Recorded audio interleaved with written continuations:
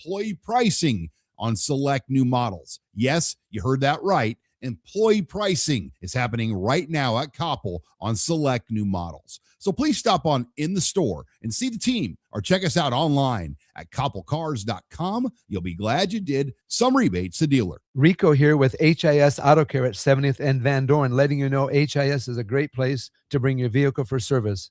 With superior service bumper to bumper, we'll treat your vehicle like it's your mother's. Doesn't get any better than that. So call 402-488-8934 and HIS Auto will make you glad you did. 5% off, mention this ad, and for sure your mother will be proud you called. 402-488-8934, HIS Auto Care, 70th and Van Dorn. God bless you. If you're seeking a career with a growing company, Gaina Trucking and Excavating is hiring and looking for additions to their team. Gaina Trucking has a strong team culture, competitive pay, 401ks, and benefits like health, dental, and vision. Drivers are guaranteed 40 hours per week, even in the winter months, and are home every night. Start your career today at Gaina Trucking and Excavating. Apply today at GainaTrucking.com. This is Lincoln's home for sports talk on the FM dial. Also online at theticketfm.com. On the internet. KNTK FM Firth, 93.7 The Ticket. Coming at you live from the heart of downtown Lincoln. This is Old School with Foreman and Orman. Old School with Foreman and Orman is sponsored by Graham Tire Company of Lincoln, Nebraska Football Hall of Famer Jay Foreman. Here's Troy Detmer dropping straight back in the pocket. Rifles a pass. It was tipped and picked off by Foreman. He's at the 15, 10, 5. He'll score! Foreman got it, and it's touchdown Huskers. Black shirts answer the call one more time. And Austin Orman. Hour one of Old School is sponsored by Heartland of Nebraska Windows. Old School with Foreman and Orman on 93.7 The Ticket and theticketfm.com. Here we go. Happy Monday on Old School. Austin Orman here. You heard me all last week. But get ready. Prepare yourselves, folks. He's back. The grand reveal, the dulcet tones of Jay Foreman have returned to Old School. Jay, the 402 missed you. I missed you. Welcome back, partner. Hey, man. Listen here. A brother don't miss hardly. Brother leaves for a couple days. You have my man from Westland, little intern. He talking about, what's up, load management? You know what I'm saying? And he's a Bills fan, too. Yeah. You thought there'd be some respect. Yeah, he said, what's up, man? You doing some load management? Dang. I, for one, never accused you of that. I seen your boy Jake Sorensen. He was avoiding me, too. Yeah. There's some stuff on Jake's plate right now. So he's working on it. Yeah, he got about 6'2", 255 on his plate, too. I'm on his ass. You know what I'm saying? Like, and then you got Farley. Your boy Farley is who I thought was my boy. Complaining about 217. Well, here's what happened. Here's what really happened. So it was a windy day, and sure, look, I always say it's not even the winter they say was it the college 10 or 15? Mm-hmm. Yeah, freshman 15. Yeah, freshman 15. Mm-hmm. I didn't have that. I always say that I had when COVID hit, I ain't never came out of the COVID 15. It just ain't left nowhere. You know what I'm saying? Stuck around. Yeah, it's like I'm here. And heard of long COVID. Yeah. We're here together. Nice to meet you. And the COVID pup you couldn't get rid of. And then so I've been trying to lose a little weight or whatever, and slowly but surely. So it was a windy day, and you know, like how sometimes if you try to take off your sweat or my pullover, and then the shirt, you know, kind of got tight. Then Farley was like, "Oh, look at you! You need to get tight. You know, you done gained a whole bunch of weight." He would say that. I was like, "Bro, I'm thinking like I'm down like 6 to 8 pounds since the beginning of the year. You know what I'm saying? Give or take. You know what I'm saying? Depends on the weekend. But your resolution's been resolution. I've 1 pound is good enough for me. So then now your boy Farley realized I call it the boomerang effect. When you throw the boomerang and try to clip somebody's head off, it comes back to get you. And now it's just dangling around his neck, literally. 217. Remember when he used to brag like he said he was 193? Thought he was cut. Yeah. Right back at you. How was the trip? It was all right. It was good. Much needed. It was a good time. Good fellowship. Good time. Well, Eric says he's a little jealous. He's sad that you left, but he's happy you're back. I wouldn't be. It wouldn't be right if I didn't have Eric on the text line welcome me back, and the only way Eric can. There was a lot going on when I left, though. I There kept was. my eye. I kept my eyes on the prize and my ear to the streets. Mm-hmm. There's a lot going on. There is plenty to get to. Yeah, in Husker land and beyond. man. What's on your mind? Let us know. 402-464-5685. Would love to be hearing from you throughout the course of the show. The big news in Huskerville, Jay, Husker softball. NCAA tournament seedings are out. They get the number 4 overall seed from the number 2 ranked team in the country, according to the polls. Oklahoma, number 1 in the country, goes down in the opening round of the SEC tournament. And there was some conversation. There are some thoughts that, okay, does this open the door for Nebraska, who did everything you could ask in winning the Big Ten tournament? But not only do the Huskers not get the number 1 overall seed, they don't get number 2, and they don't get number 3 either. Yeah. They get number 4. You see, if you look at the regular softball RPI, Arkansas and Alabama are ranked ahead of Nebraska there. D1 softball has Nebraska as the number 3 overall RPI team with the number 11 strength of schedule overall. The non-conference strength of schedule for Nebraska, RPI number 1, strength of schedule of number 2 in the country. And then P Ratings put out their college softball net rankings, and they had Nebraska as the number 1 overall team by about 0.02 of a point over Texas and about 0.17 of a point, 1.7 over Alabama. So by a lot of the numbers, Nebraska is slightly underseeded to a little bit more underseeded. Is there Nebraska bias? Is there anti-Nebraska bias, such strong pro-SEC bias? What would you think would have led to Nebraska being seeded number 4 overall by the committee when the numbers liked them more? I think it's pro-SEC from the beginning. That's the bigger part. When you just look at it, when Florida, Oklahoma is in there as well, Texas, and then obviously Alabama, Arkansas. I think they're getting way too much the benefit of the doubt. It's a little, to Nebraska's point, Nebraska was live on stage last year, so it's not a fluke. Yeah. You have arguably the best player the last 2 years, on your team, and that really brought your softball program to the forefront, along with the other players as well. And obviously, I think Nebraska's been a very well respected in competitive softball program. This isn't this isn't the equivalent of Purdue having that magical year with Moore and turning the Big Ten upside down, or Indiana before Signetti got here, like where you've been in the dungeon for decades. You know what I'm saying? So I think the SEC is trying to obviously, they've manipulated the process to try to get them to find a way to, have the all SEC teams up in there. And so it's a hard path. There's an old saying that, the road is, the path is war, and you got to go for it. And you got to go through it. And look, Nebraska's I'm going to tell you this right now. I've watched them a couple of times. They're on their game. It don't matter if any of those teams are playing them. So your little plan can get foiled. You know what I'm saying? So with Nebraska, it's like, hey, of course, being the number 1 seed, I think you have the easier path. Coming in 4, I don't really like that. I mean, I think that you could use that as fuel, a little bit of disrespect. But I think if Nebraska just plays their brand of softball, they'll be just fine. They're a well coached team, a lot of depth, can hit for power, can hit for average, can pitch. They do the little things right. And I think they're all really, really competitive. And that obviously is what you need. And they have experience too. And sometimes when you're, if you were an upstart program like Nebraska is not, but if you were, the experience factor is what could really curtail you. I think it would get Nebraska over the hump this year. Nebraska, again, the number 4 overall seed. Here's don't know if it's an issue necessarily, but should Nebraska take care of business, advance through the Lincoln Regional into hosting super regionals, they would, according to the seeding, be favored to match up with Oklahoma State, which strikes me as a storyline sort of thing. Jay, these are teams that faced off already twice in the non-conference. They split the 2 games between them. Oklahoma State, led by transfer pitcher Ruby Malin, who's an Omaha Skutt grad, has been absolutely dominant on the mound or in the circle for Oklahoma State. The other option would be Stanford, where there's plenty of history with Nebraska and Stanford in women's sports, primarily volleyball on that front.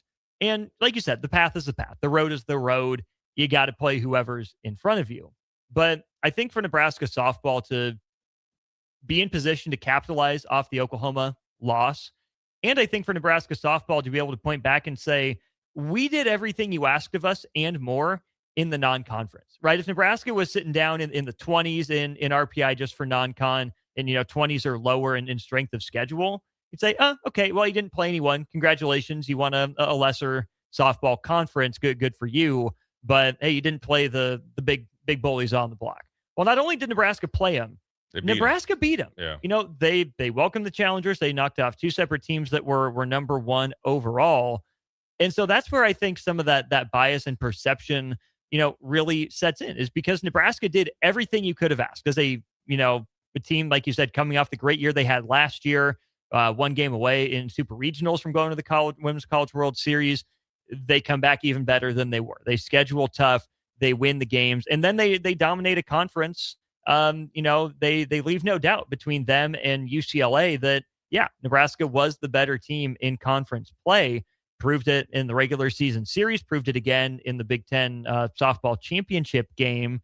And sure, maybe there's not the depth, but you're holding stuff that Nebraska can't control against it. Yeah, and that's the unfortunate thing. It's like, you only can beat who you know is on your schedule. Now, you've done a really good job of scheduling a good non-con, so you kind of, you can curtail that. That's an excuse. And then so you do everything that you need to do, right? Because you go back to Miami of Ohio in the NCAA basketball, where like, oh, you didn't play anybody. Well, Nebraska played anybody and everybody and beat them. Yeah. And the fact that I think they're in the top 25, they only have 3: Nebraska, UCLA, Oregon, from the Big Ten. Yeah. That's a problem, that the rest of the Big Ten isn't good. And so essentially what they're saying is, the way I take it is, and they did this with football for however many years, we're so good, even when we lose, we're better than you. Yeah. But that might be, that might hold true to like the middle of in my opinion, the conference. You can't say that about Nebraska. No. And, you beat a stalwart in UCLA, a very hot UCLA team. Obviously being able to, their bomb squad hitting the home runs, but ultimately, it is what it is. And I think when you're waiting to get seated and, you become okay with the worst and then you welcome the best, I think it doesn't bother you. I think it only can, motivate you to the point that you become more disciplined. And then when the time's right, then you make everybody pay for it. I think, I think it's set up for a better story, I'm not even into that, but right now it sets up for a really good story, because Nebraska, they shouldn't think, and I know they aren't. I know, Coach Ronda does a great job. When they're walking around, being number 4 is it should never be a big deal to them. We're the best. Yeah. Straight up. Well, and the way that you should probably approach it is, well, why did we get the underseeded team for the opponent? Kind of like, there was some conversation with that with Vanderbilt, in the men's tournament. Yeah. Yep. That's a 5 seed? Really? That is a team that some people thought could have played its way up to a 3 seed. Right. What did Nebraska basketball do? Don't care. We're beating them. Yeah. I mean, it's they set you up for what they would like to have, an early exit or failure. I told you so. Well, you just kind of just rub it in their face. And there's nothing better than going out between the lines on the diamond and beating the brakes off of people and making statements. And so, look, to be a champion, you're going to have to beat some good teams, and you're going to roll great teams, or whatever, however you want to, put category, what category you want to put them in. And so Nebraska's got a little bit of a challenge based on the seeding, but they still have to play. And there's other teams that are looking at the teams that Nebraska might have to play that maybe are seeded higher as their opportunity. The most important game is South Dakota.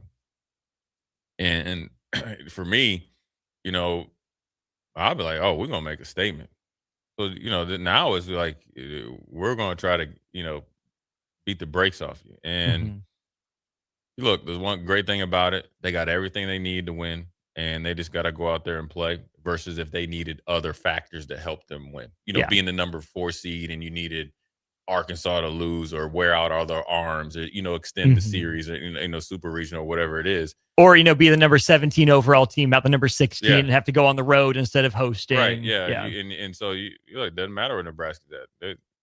They look, home or away, you're going to get the business. And so, they're in a good spot. Frustrating, sure. The harsh reality of the politics of sports, sure.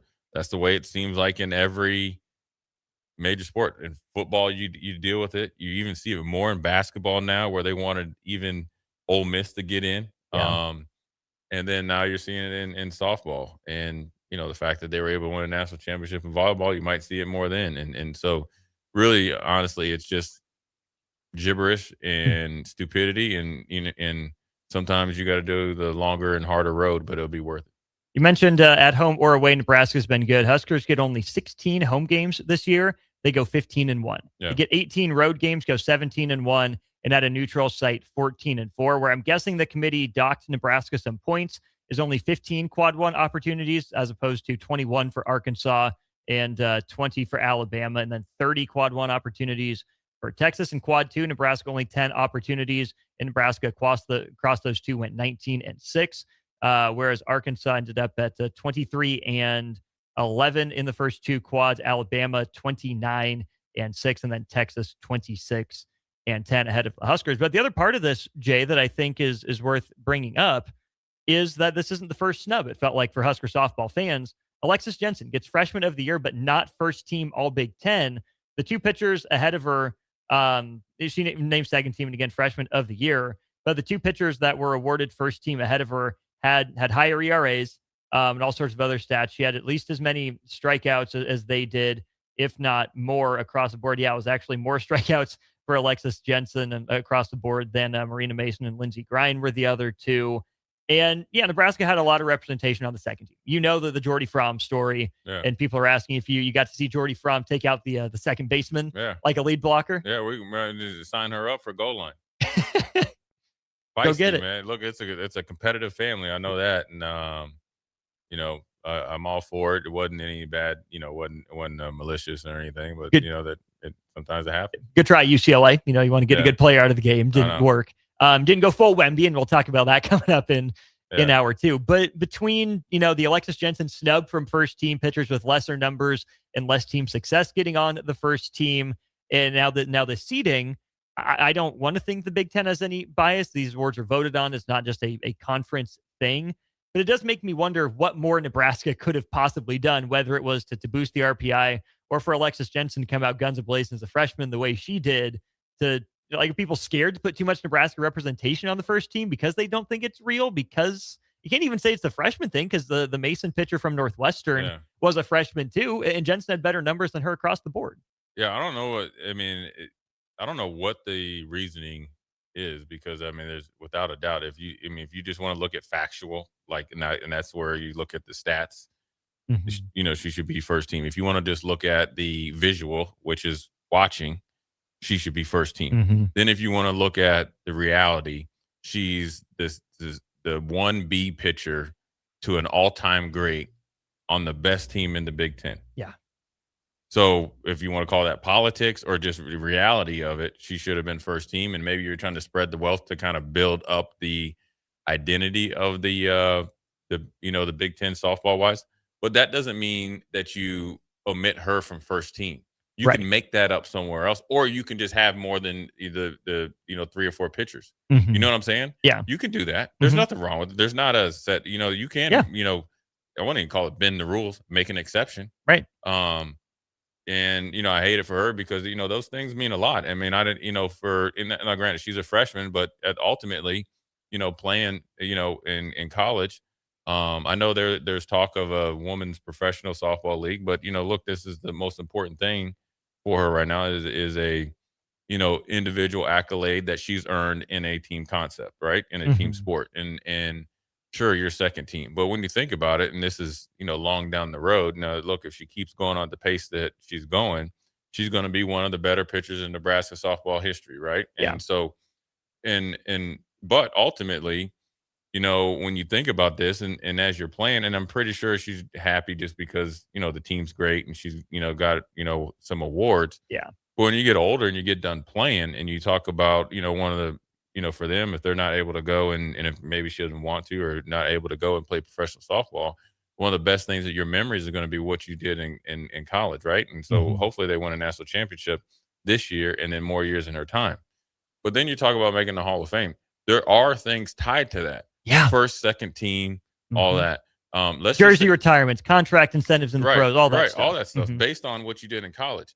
And then, if you're first team All-American, or you can't be first team All-American and not first team All Big Ten, say 2 or 3 years down the road, right? And that's where you kind of built up the All-American status, right? By being really good as a freshman, really good as a sophomore, maybe All-American as a junior, and hopefully by the sophomore. And then if you're trying to get into, if they have a softball Hall of Fame, then you get overlooked. And so that's why it's important. It has nothing to do with right now. It's in the future. And it's all based on what she did in the now. Yeah. She earned this. You're not trying to, I'll go back to Bruce Pearl trying to get Ole Miss, and you're not trying to kind of like lie your way to get her to be first team. Right. You don't have to make 17 different arguments on a technicality. In the Big Ten, and the best pitcher is her teammate. Right.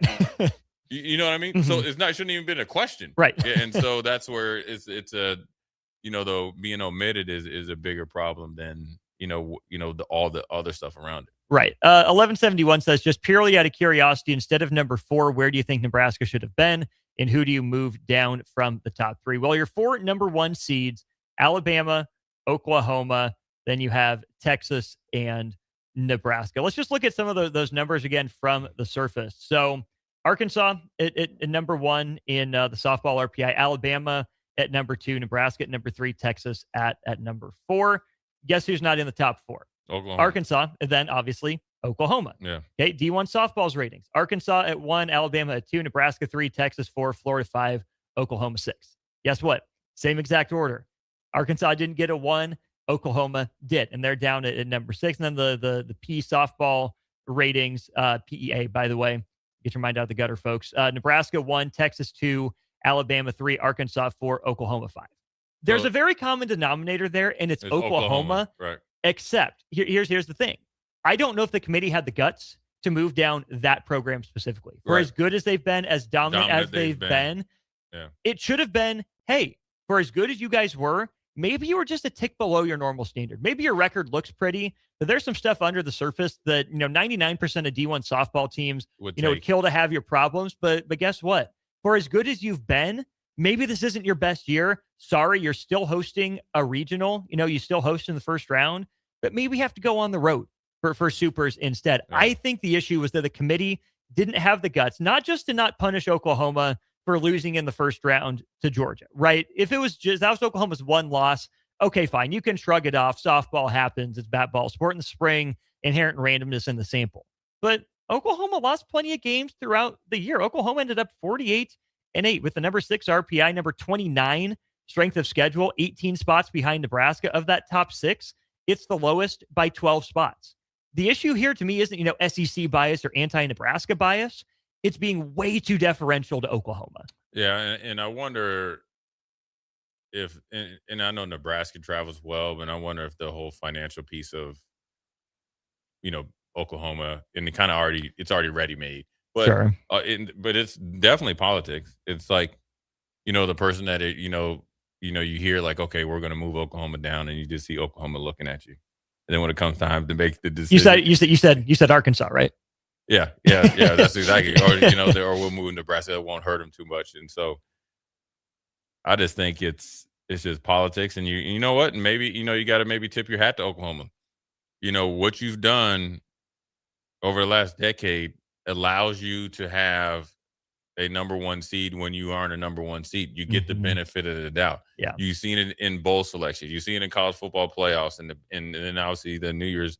There was when they only had 4. Then they had the Big 6 bowls, and they would get more SEC teams in there. And so, you got to tip the cap to them. But that's obviously, if there's one common denominator, it's Oklahoma. Just like it's always been Oklahoma getting the benefit of the doubt, and then obviously making it true when they were winning in the past. Now it's the benefit of the doubt that works in Oklahoma's favor, and it's probably not based on what they did on the field. Which has been my worry for Nebraska baseball. In some cases. They got a sweep over Iowa, necessary for the good vibes. Yes, necessary for the hosting chances, to get right. TBD. But I think it's just a good kind of, mark, right? You swept a conference series. No, Iowa's not great. But, Jays, they turn their attention to tomorrow when they'll take on Creighton. You can sweep your season series with an in-state rival. You can get some good feelings back from the end of basketball season. And, I still think Nebraska's chances to host are maybe more remote than Husker fans want to believe. But at least they're alive. They're still there. I just worry that the sweep against Ohio State and, only, quote-unquote, going 4-3 in those first 2 weekends instead of 5-2 or 6-1 with a chance to finish some of those games. Nebraska baseball's been really good, been really solid. I just worry they've left one or two too many things up to chance. Yeah, I think the Ohio State series getting swept is probably, say you lost the series, 2 games to 1 or 1 game to 2 is different than getting swept. And then that gives them, you don't want to give any of these committee members or anybody like that any built-in excuses. Right. And even though we are who they thought they were. Yeah, right. They can't deal with success. We don't want them hosting because they might not even win a game. All that type of stuff where you got to face that type of stuff. But ultimately, look, they were able to be mature enough and competitive enough to have a dominating performance on Friday, had a comeback performance on Saturday, and a little bit of the same Sunday. But obviously they were able to complete the mission. And the more you can get back on the winning track and maybe get back to the little things that allowed you to be in a position to be in strong consideration of hosting, maybe can allow you to get back in that conversation. So you got to handle your business and then obviously keep an eye on other people not handling their business late in the season, obviously like this. And, everything will work out for them. Huskers head up to Minneapolis for the final Big Ten weekend of the year. But first, and more importantly, Creighton tomorrow. We'll talk some Husker football recruiting. Got Brian Munson of Husker Online set to join us. Lots going on in the recruiting sphere for Nebraska football. Hour 2, we'll talk some Nebraska men's basketball. Ugnius Jurishevicius commits to Arizona. Tommy Lloyd says, don't mind if I do. Victor Wembanyama throws an elbow. Ends up kind of throwing the game for the Spurs as the Wolves even the series. We'll talk about that at 4:30. Plenty more to get to all ahead on Old School. Show brought to you by Graham Tire. You're listening to Old School with Jay Foreman and Austin Orman. Download the mobile app and listen wherever you are on 93.7 The Ticket and theticketfm.com. At Planet Fitness, we know how important it is to take care of both your mind and body. That's why now through May 15th, all new members get free massage amenities all month long, so you can reset, recover, and leave feeling stronger than when you came in. Join the club for just $1 down, $15 a month, and get free massage amenities for the month of May. No commitment. Deal ends May 15th. Planet Fitness. We're all strong on this planet. See club for details. Right now in Lincoln, neighbors are facing hunger and homelessness, and they need our help. Your donation to Matt Talbot Kitchen and Outreach for Give to Lincoln Day helps provide nutritious meals, safe shelter, and life-changing support.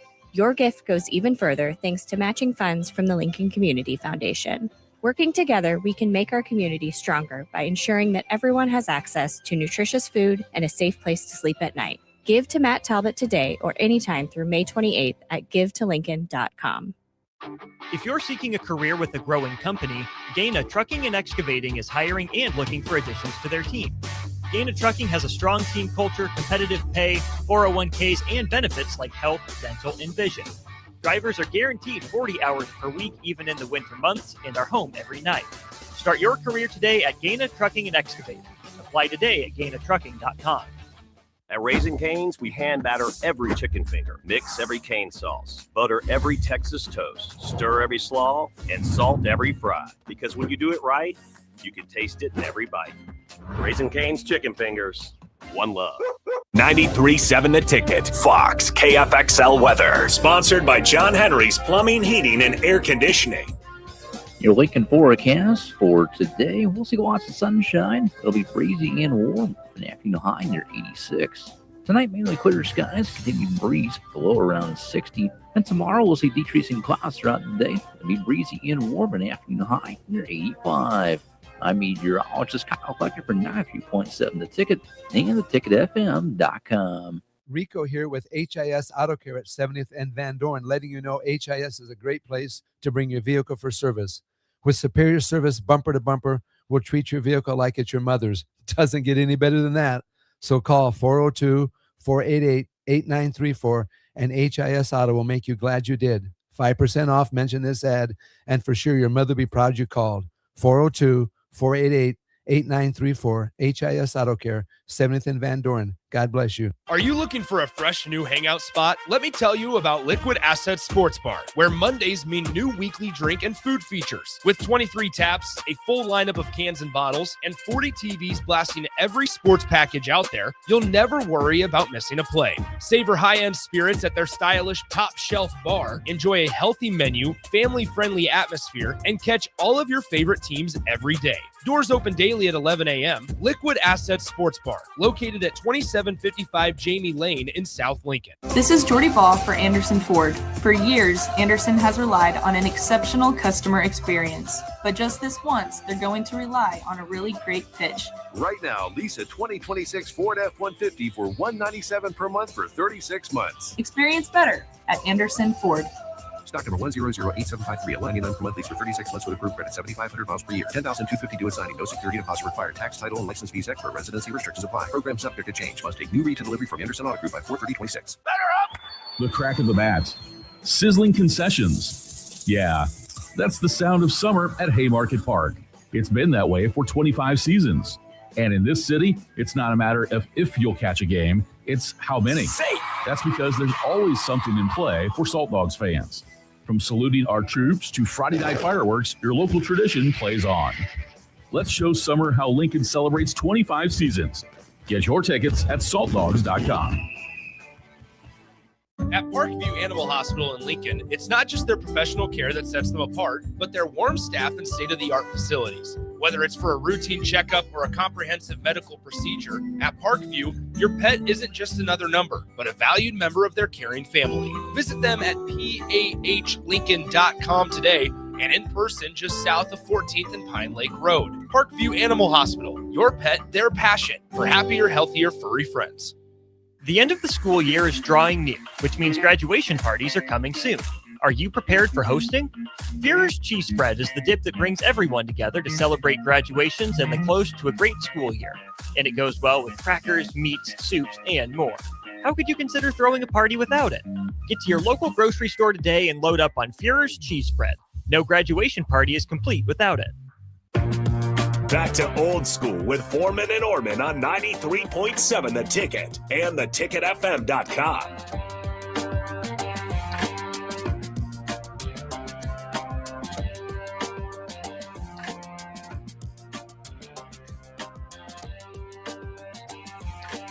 That's right. Welcome in. It is Old School, rolling right along here on a Monday. It's Monday at 3:30, which means we are headed to our Allo Fiber VIP line, where we're joined by Brian Munson of Husker Online. Brian Munson, good sir. How are you this fine Monday?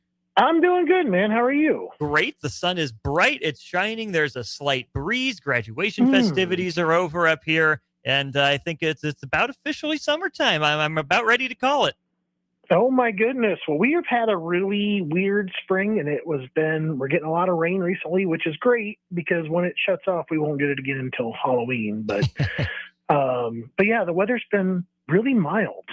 It was warm on Saturday and Sunday, not gonna lie, but today was, after that rainstorm last night and yesterday afternoon, it's been pretty nice out today. Well, Brian, here's the real question. How hot are things getting in the Trey Taylor recruitment? We heard late last week that Ohio State might be making a push to the keystone, the cornerstone of Nebraska's 2027 class. Of course, they're talking with plenty of other quarterbacks committed other places across the country.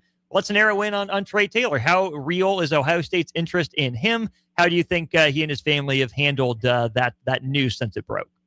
Well, I tried to keep that news under the wraps because I was going to break it in Tunnel Talk on Friday. And I think it was about a week's and a half time that I basically known the information. And then finally I got a phone call, I think on Wednesday or Thursday, whenever it broke last week, and saying basically somebody else had the story. And I went back to our message board and said, hey, buckle up. And I think people thought that I was trying to sensationalize it. It was just more or less, it was going to be a bombshell of a report. And I think a lot of people didn't really kind of get what I was trying to say. Was it's just like, look, I think at the surface of this thing is that you have one of the most successful programs in the country right now that squarely has Trey in their sights, and more or less, they're telling, and they're doing their job is what it really kind of comes down to. I mean, and I kind of filled in some of the blanks, I think, on Friday where, the Ohio State staff has been very straightforward with Trey. They consider him to be, the best quarterback in the country. And Trey Taylor has been very clear with them. I'm committed to Nebraska. I'm not taking any other visits. And I think, Trey did a great job, when Ohio State came to his school to see him, to let Nebraska know that Ohio State was coming, and Nebraska was there at basically on the same day. So I think that all those things are really positive still for Nebraska. I think the big fear here is that obviously it's not like it's Iowa. Even if it was Iowa, I think a lot of people would probably be a little bit scared. It's not like it's, I don't know, Illinois or somebody else that you would be less scared of. It's Ohio State. And you have to really consider like what they have done year over year when it comes to just churning out talent and the success of that program. And I think the one part here that does maybe weigh in the back of my mind a little bit and stick there a little bit, the importance of the recruiting class for Trey and just kind of making sure, that he can't do it all himself. He's got to have a program that's recruiting up to a level to kind of bring in the talent around him. And I think that's the part that maybe I get a little bit stuck on and a little bit scared about, because, if you saw like the news, I'm sure we're going to talk about here shortly about Torrey Pittman, and you got potentially a couple other offensive tackles supposedly have kind of fallen off the board, or offensive linemen have kind of fallen off the board here recently. You're starting to see, I think, this awkward silence or period of time that I was kind of been mentioning now for weeks, that when you finish up your spring game in March and you don't have an evaluation period until, 2 weeks later that starts in April, all these other teams are hosting visitors. And, I think things have been relatively quiet, around Lincoln when it comes to visitors, when it comes to guys coming in. I think that this is where you stood the chance, I think, to lose the most, because other teams were going to be stepping up, zeroing in on your guys, or had other guys that you had just already hosted that already came to Nebraska by end of March, but the spring game that they were going to have a chance to host several more times that Nebraska wasn't going to host again until June. So I think I feel relatively okay about Trey.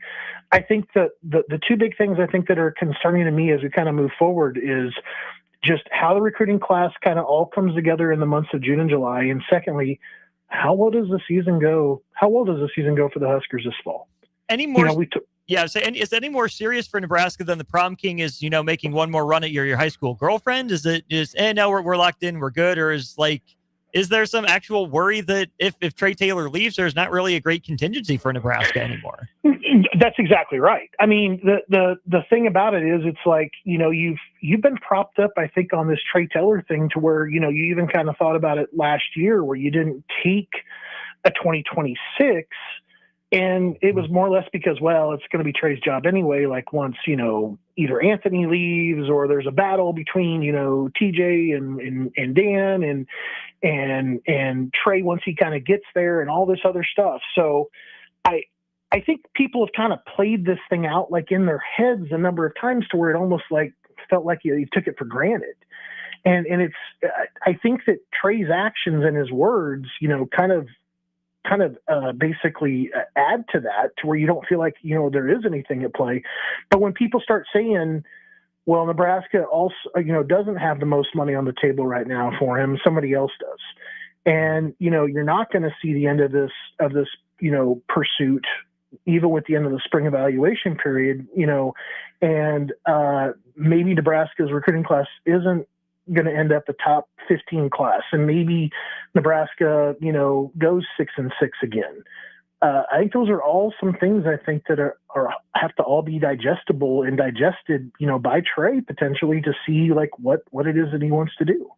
When you think about for Nebraska as well, I mean, you mentioned the no quarterback there in 2026, and then the Trey Taylor, the eggs in the basket. Nebraska had the Dylan Raiola commit right as a 5-star. Trey Taylor, high 4, borderline 5-star. How common is this, for these top quarterbacks to recruit? Is this just business as usual when you're, in the race for a top guy, even when he's committed? Or is this, a little extra above and beyond from Ohio State, maybe this late in the cycle? No, I think that this is the kind of guy that you're trying to get, the kind that everybody covets. The problem is that when that recruit commits, it's not going to end anything until they sign on the dotted line. So I think that's the part there that people kind of just slid them over to the Huskers in their minds and kind of forgot about it. Well, there's no done deal here. I mean, I'm not trying to add to anything here because I did read what Trey's father said on Twitter last week, and I agree with it because that's essentially what I said in my tunnel talk on Friday. Trey's saying all the right things to these guys. I think, to me, there's going to be, regardless of what he says, whether or not Ohio State does anything based on what he's telling them, that's another thing entirely. And I think that, Nebraska keeps the door open for schools to continue to approach Trey based on how well the class closes up and how well they do this fall. I mean, those are all kind of just points in which you can kind of keep poking Trey to keep thinking about other things. That would be my line of advancement would be, hey, they're not going to make a bowl. Hey, they're not going to be better than 6 and 6. Hey, we're going to have 3 first-round draft picks this year. Let me tell you about how many quarterbacks I put in the league over the last 10 years. Those are all very approachable selling pitch phrases that they can all use to Trey that Nebraska can really do nothing about. I mean, there is a great bond there. I think that everything is rock solid, and like what Trey's saying is not just for is for just people to kind of read, and he's doing something else behind closed doors. I don't think that's happening either. I think it's just could get difficult. The other part of this, I think Husker fans have not an issue with necessarily, but might find hard to understand is, well, why doesn't Trey Taylor just shut it down? Why doesn't he just say, well, hey, thanks, I appreciate your interest, but I'm locked in at Nebraska? Why would Trey Taylor maybe explain to fans why he would keep taking the calls and keep having these conversations, whereas in his own words, he said, I don't want to burn any bridges throughout the recruiting process? Well, it's like what people have kind of said, about like Ahmad Hudson. I mean, they want to know that if Ahmad Hudson goes to Baton Rouge and doesn't have the experience or the success that he was kind of hoping to in the first year or two, that he could pick up the phone and call his boy Trey and call Coach Rule or call whomever about getting back, into the good graces with Nebraska. Well, the thing about that is that, the good graces never went away. It's just that you went someplace else to go to school, and now you want, basically to do a bounce back. And I think Trey understands that. I think Trey understands, like, hey, my mind is made up as of my decision about where I'm going to go to school. I can't speak to you about like whether or not it's going to be a success for me or live up to like the expectations that I have. Maybe that maybe that doesn't go the way that I kind of hope. And when we're talking at the end of year 1 or end of year 2, I totally get all that. I mean, but I think still, Ohio State is they made a pretty incredible claim, Ryan Day did, about how we're not looking at a guy unless they're a first round or second round draft pick. Well, I'll tell you what, if they're making a phone call to me, that says a lot to me about a player, about me being a player. And I think that they obviously live up to that too, based on, the kind of production and the kind of people that they end up developing and putting into the league.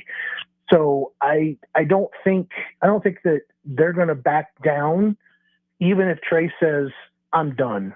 I think that that's still going to be a program that's always going to keep knocking on that door. And I think it's just because they are who they are. We're talking with Brian Munson of Husker Online. He's with us on our Allo Fiber VIP line. Allo Fiber is where they understand the importance of exceptional service with local All right, another similar situation, but flip side of the ball here, Brian.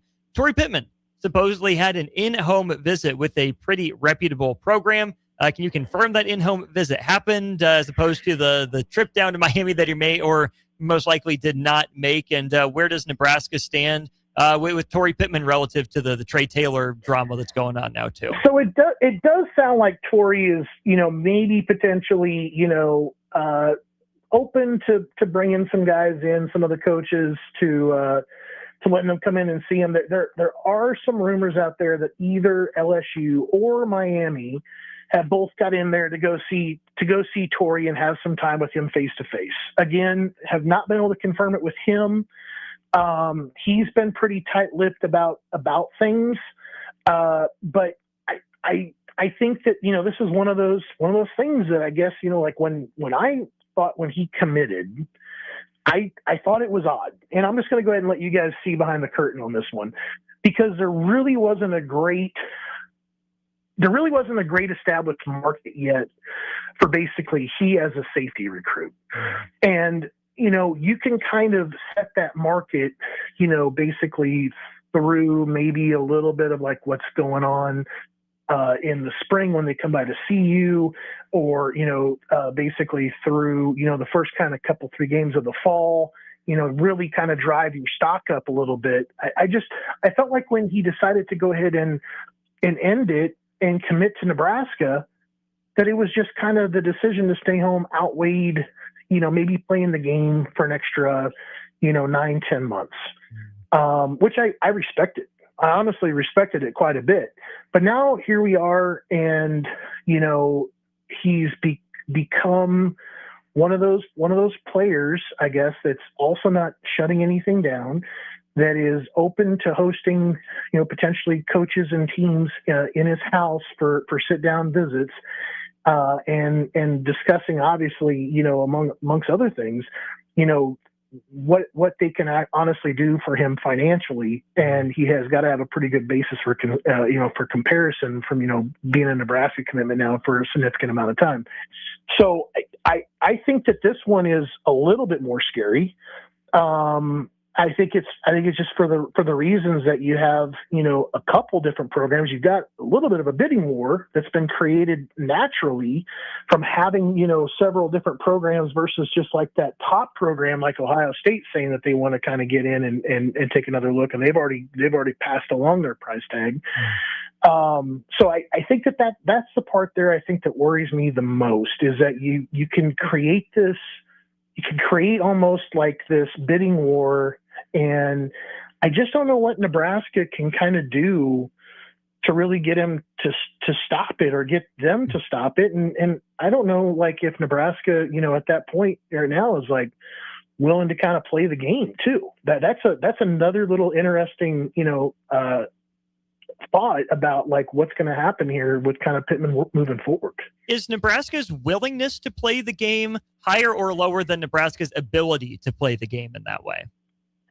Well, yeah, and that's definitely going to be coming into the equation here, because I think that what you're seeing here is probably a little bit of what Nebraska might consider to be a little bit over market value, on where they can kind of be when it comes to, to Torrey as a player, his capability, and what they kind of think of him. Because I think that, when you heard Matt Rule, after he signed his extension, he felt like everything was in great shape. Like he had the right amount of money, and he had all the things kind of moving that way, and the facilities upgrades were going to get announced. And then these programs kind of, they extended the field a little bit. They moved the field goal posts.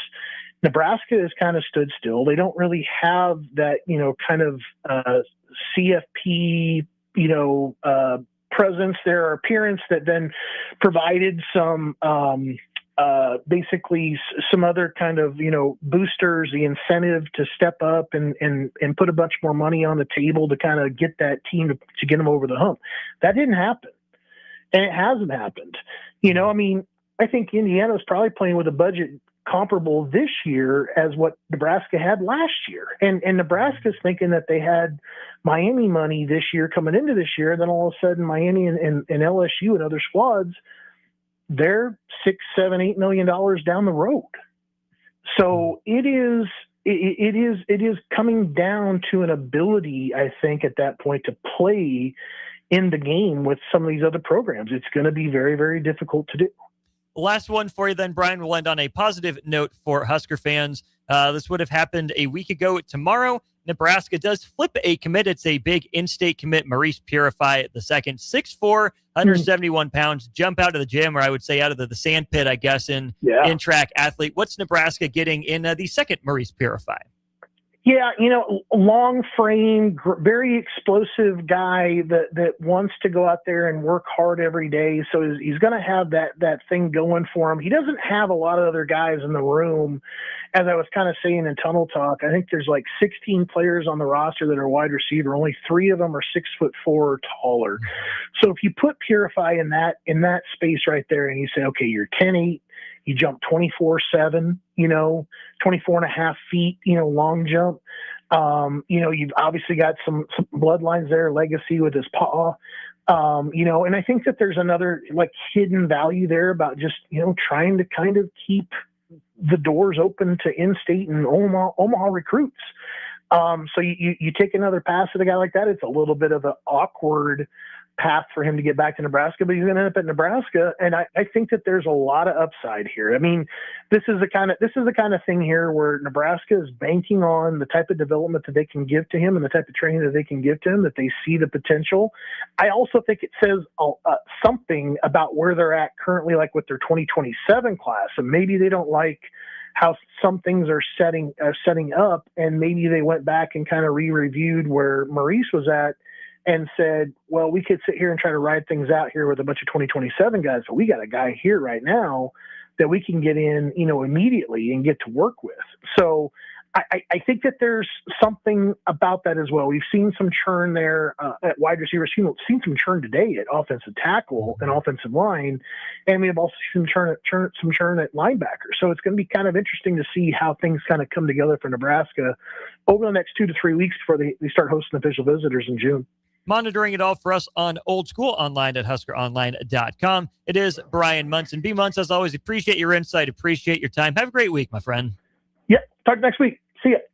There he goes, Brian Munson of Husker Online with us on our Allo Fiber VIP line. That's where they understand the importance of exceptional service with local heart. Short segment to wrap up hour 1. But first, got to let you know about our friends at Heartland of Nebraska Windows. They're based out of Hallam, Nebraska. They offer a free estimate, full window replacements, all vinyl triple pane windows, and a lifetime warranty on everything, all while keeping their prices affordable. Heartland of Nebraska Windows is both locally and family owned with their own team of installers, and you can give Heartland of Nebraska Windows a call today.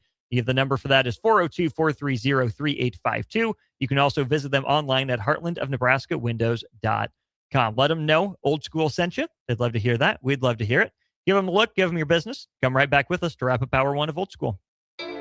You're listening to Old School with Jay Foreman and Austin Orman. Download the mobile app and listen wherever you are on 93.7 The Ticket and theticketfm.com. At Planet Fitness, we know how important it is to take care of both your mind and body. That's why now through May 15th, all new members get free massage amenities all month long, so you can reset, recover, and leave feeling stronger than when you came in. Join the club for just $1 down, $15 a month, and get free massage amenities for the month of May. No commitment. Deal ends May 15th. Planet Fitness. We're all strong on this planet. See club for details. Right now in Lincoln, neighbors are facing hunger and homelessness, and they need our help. Your donation to Matt Talbot Kitchen and Outreach for Give to Lincoln Day helps provide nutritious meals, safe shelter, and life-changing support. Your gift goes even further thanks to matching funds from the Lincoln Community Foundation. Working together, we can make our community stronger by ensuring that everyone has access to nutritious food and a safe place to sleep at night. Give to Matt Talbot today or anytime through May 28th at givetolincoln.com. If you're seeking a career with a growing company, Gaina Trucking and Excavating is hiring and looking for additions to their team. Gaina Trucking has a strong team culture, competitive pay, 401ks, and benefits like health, dental, and vision. Drivers are guaranteed 40 hours per week, even in the winter months, and are home every night. Start your career today at Gaina Trucking and Excavating. Apply today at GainaTrucking.com. At Raising Cane's, we hand batter every chicken finger, mix every cane sauce, butter every Texas toast, stir every slaw, and salt every fry. Because when you do it right, you can taste it in every bite. Raising Cane's chicken fingers, one love. Rico here with HIS Auto Care at 70th and Van Dorn, letting you know HIS is a great place to bring your vehicle for service. With superior service bumper to bumper, we'll treat your vehicle like it's your mother's. Doesn't get any better than that. So call 402-488-8934 and HIS Auto will make you glad you did. 5% off, mention this ad, and for sure your mother will be proud you called. 402-488-8934, HIS Auto Care, 70th and Van Dorn. God bless you. Are you looking for a fresh new hangout spot? Let me tell you about Liquid Assets Sports Bar, where Mondays mean new weekly drink and food features. With 23 taps, a full lineup of cans and bottles, and 40 TVs blasting every sports package out there, you'll never worry about missing a play. Savor high-end spirits at their stylish top-shelf bar, enjoy a healthy menu, family-friendly atmosphere, and catch all of your favorite teams every day. Doors open daily at 11 a.m. Liquid Assets Sports Bar, located at 2755 Jamie Lane in South Lincoln. This is Jordy Ball for Anderson Ford. For years, Anderson has relied on an exceptional customer experience. But just this once, they're going to rely on a really great pitch. Right now, lease a 2026 Ford F-150 for $197 per month for 36 months. Experience better at Anderson Ford. Stock number 1008753 at $99 per month, lease for 36 months with approved credit, 7,500 miles per year, 10,250 due at signing, no security deposit required, tax, title, and license fees extra, residency restrictions apply. Program subject to change. Must take new retail delivery from Anderson Auto Group by 4/30/26. The crack of the bat. Sizzling concessions. Yeah, that's the sound of summer at Haymarket Park. It's been that way for 25 seasons. And in this city, it's not a matter of if you'll catch a game, it's how many. Safe. That's because there's always something in play for Salt Dogs fans. From saluting our troops to Friday night fireworks, your local tradition plays on. Let's show summer how Lincoln celebrates 25 seasons. Get your tickets at saltdogs.com. At Parkview Animal Hospital in Lincoln, it's not just their professional care that sets them apart, but their warm staff and state-of-the-art facilities. Whether it's for a routine checkup or a comprehensive medical procedure, at Parkview, your pet isn't just another number, but a valued member of their caring family. Visit them at pahlincoln.com today and in person just south of 14th and Pine Lake Road. Parkview Animal Hospital, your pet, their passion for happier, healthier, furry friends. The end of the school year is drawing near, which means graduation parties are coming soon. Are you prepared for hosting? Führer's Cheese Spread is the dip that brings everyone together to celebrate graduations and the close to a great school year. And it goes well with crackers, meats, soups, and more. How could you consider throwing a party without it? Get to your local grocery store today and load up on Führer's Cheese Spread. No graduation party is complete without it. Back to old school with Foreman and Orman on 93.7 The Ticket and theticketfm.com.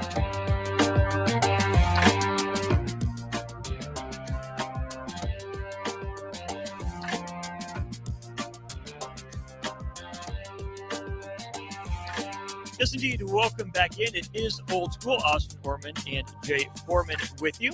Big thanks to Graham Tire Company for their sponsorship of the show. 402-464-5685. Any of your thoughts, feel free to send them in here on our Sartor Heyman Jewelers text line. Jay, let me ask you this, right? A lot of schools are inquiring about Trey Taylor, including Ohio State, Torrey Pittman getting an in-home visit. What was it like for you? You committed to Nebraska, was shut down. Schools keep coming after you, even after you announced or knew where you were going. How'd that play out for you? Well, we didn't have social media and stuff. And so, back then, I guess they had honor amongst thieves. And plus, I think, unless it was like, I don't even know who the national, with Florida State or somebody like that. I stiff-armed Miami and stuff. So it wasn't, I don't think any school that was going to come in is going to get any love. So they still kind of sniffed around. The Gophers of all people, wanted to kind of mend fences, but by that time it was too late. But, for these kids, for Trey Taylor and was it Tay Ellis? Torrey Pittman was the other one. Well, Torrey Pittman, I was going to get to him too, but the receiver as well. The receiver was down in Miami on an official visit a few weeks ago, right? Did you see the nickname for him popping up on social media? No. Mr. Quick Twitch. Oh, I saw that, yeah. We just have Mr. Fast Twitch out the door. Now we need Mr. Quick Twitch. Oh, yeah. Man. I don't think he'll dye his hair red or whatever. Look like the rooster, but hey, he got married. He got engaged. He did. Shut down the whole terminal, whole gate. Yeah, imagine that. And it was on film. But, look, man, guys, until the one thing I know is the commitment is great. Until they sign, it don't mean tiddly poo. I'm telling you, these kids, that's just the way they are. It's not even, it's. These recruits ain't loyal. No, and neither are the coaches. They're not. And that's just part of the business. Obviously, they're, invested in Trey Taylor and obviously Pittman as well. Pittman was on a national level, for quite some time. LSU, I think, has been on them, and I think Tennessee, is another school, and then obviously committed to Nebraska, and so they're going to come in and, present their case. Remains to be seen. A couple linchpins in that 2027 recruiting class for Nebraska. Certainly sought after prospects, both as a high 4 to even 5 stars. We'll go ahead and take a break. When we get back, we'll talk some college basketball, including Ugnius Jurševičius committing to Arizona.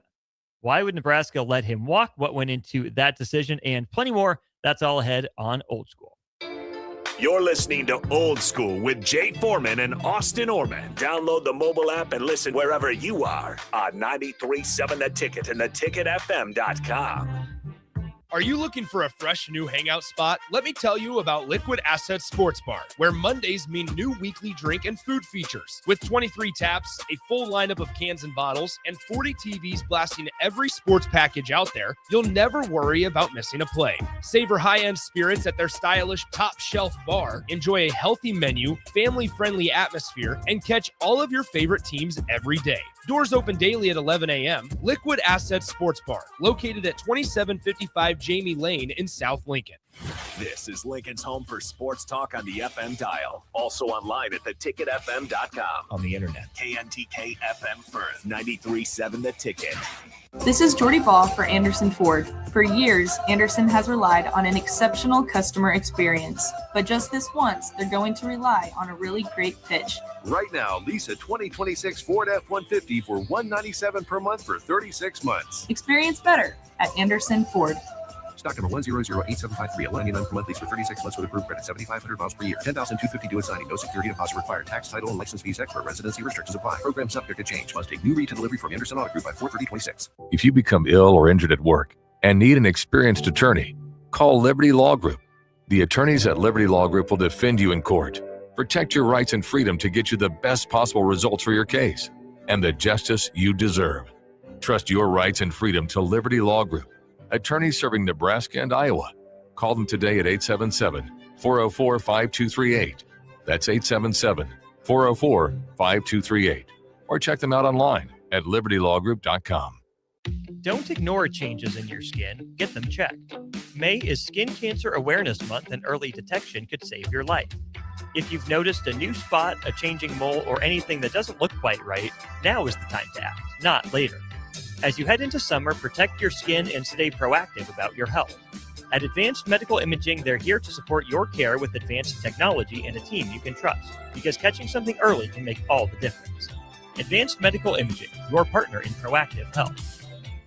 Nebraska is changing, and the decisions we make today will define what's next. The Nebraska Chamber Foundation has uncovered powerful insights about our state's strengths and opportunities. But this data only matters when it leads to action. That's why we've launched Go Big Future, a campaign to put these insights into the hands of leaders, communities, and decision makers across this great state. Our future won't just happen by accident. We must build it together. Visit gobigfuture.com to learn more. Concrete Industries has immediate openings for production laborers, operators, and drivers. Earn great pay starting at $21.50 per hour, plus health benefits, 401k, paid time off, and more. Right now, production laborers can earn a $1,500 hiring bonus, and drivers are eligible for a $2,500 hiring bonus. No experience? No problem. Concrete Industries offers on-the-job training and opportunities to grow your career. Start your future today. Visit concreteindustries.com. Sandhills Global is growing right here in Lincoln. With our expanding campus and continued growth, we're hiring across a wide range of careers, from interns to experienced professionals. Join the team at Sandhills Global and build your career with competitive pay, great benefits, and real opportunities to grow. Visit sandhills.jobs to view openings and apply today. That's sandhills.jobs.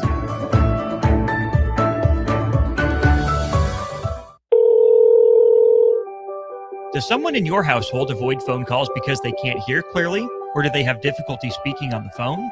Nebraska offers a solution. The Nebraska Specialized Telecommunications Equipment Program, or NSTEP, provides financial assistance for specialized devices like amplified phones, caption telephones, smartphones with Bluetooth pairing to hearing aids, and speech-generating devices. If you're a Nebraska resident with a certified hearing or speech disability, you may qualify. It's not income-based, and once approved, you own the equipment. Learn more or apply at psc.nebraska.gov or call 1-800-526-0017. Looking for the right utility tractor for your acreage? Find it at Landmark Implement. Shop our selection of used John Deere compact tractors from 1 through 5 series with the power and versatility to track mowing, yard work, snow removal, and more. For a limited time, get 2.9% financing for 36 months, followed by 6.2 for 24 months with approved credit. We've got the right fit for your property and your budget. Stop by your local Landmark Implement or visit us online at landmarkimp.com today and experience the Landmark difference. I'm an interior designer. A lot of builders don't have designers on staff. I'm included with our Aspen package and can make your home more custom to your taste, your needs, and your wants. Rachel's our interior designer at Aspen Builders. She's one of the reasons that makes us really good at what we do. I'm Bob Benish, and we absolutely love how Rachel takes care of our clients. I think the biggest challenge with building is a lot of clients are worried about all the choices. When they come in, they kind of have a deer in the headlights look. I like to ask people at the end, so what did you think?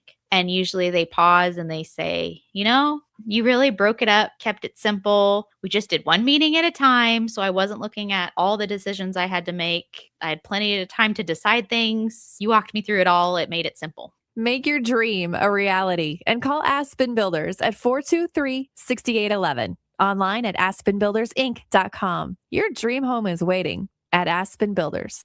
Coming at you live from the heart of downtown Lincoln, this is Old School with Foreman and Orman. Nebraska Football Hall of Famer Jay Foreman. Here's Troy Detmer dropping straight back in the pocket. Rifles a pass. It was tipped. It's picked off by Foreman. He's at the 15, 10, 5. He'll score! Foreman got it, and it's touchdown Huskers. Black shirts, answer the call one more time. And Austin Orman. Old School with Foreman and Orman is sponsored by Graham Tire Company of Lincoln, your tire store next door with 4 Lincoln locations. Old School with Foreman and Orman on 93.7 The Ticket and theticketfm.com. Welcome in hour 2 of the show. Austin Orman and Jay Foreman, Husker Hall of Famer, NFL vet with you.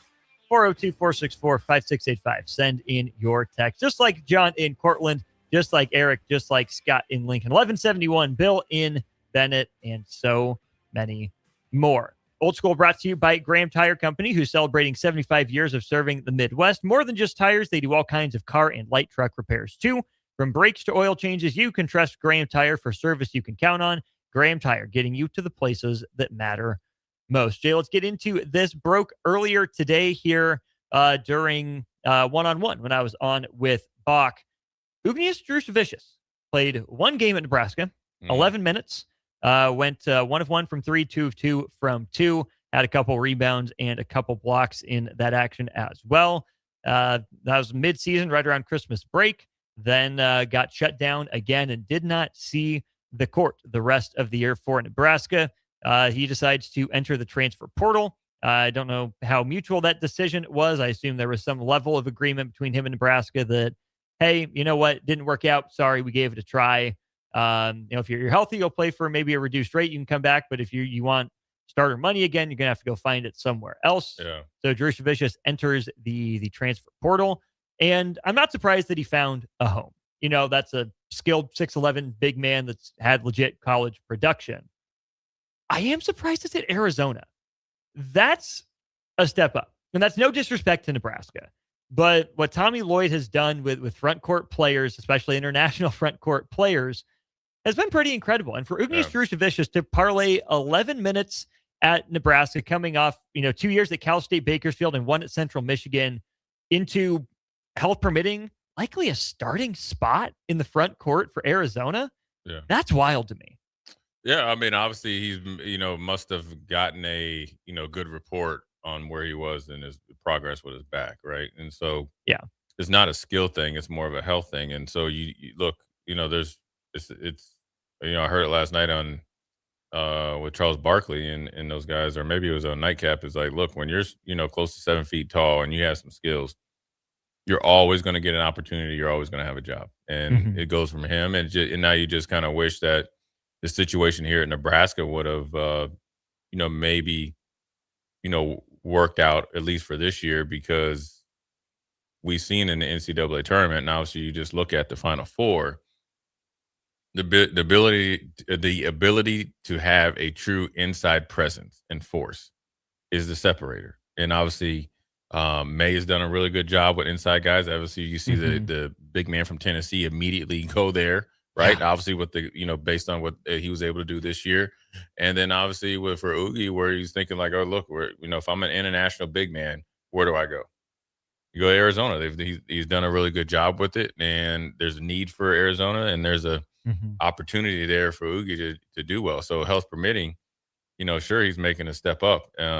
He feels like, he's going to be in a good position to play more minutes. I mean, I think even if they had a competition between him and somebody else, he probably was going to see more legit minutes, and maybe minutes to hit based on his skill set. Get what I'm saying? Yeah. Oh, for sure. Yeah. Their offense runs more inside out than Nebraska's does. And so when you're making these decisions, and money's a factor as well, obviously the opportunity and need is very prominent there with Arizona. So that allows him to drive up his price a little bit more than maybe here at Nebraska, considering all the factors: offense, opportunity, skill set, size, and then health was the only, deterrent.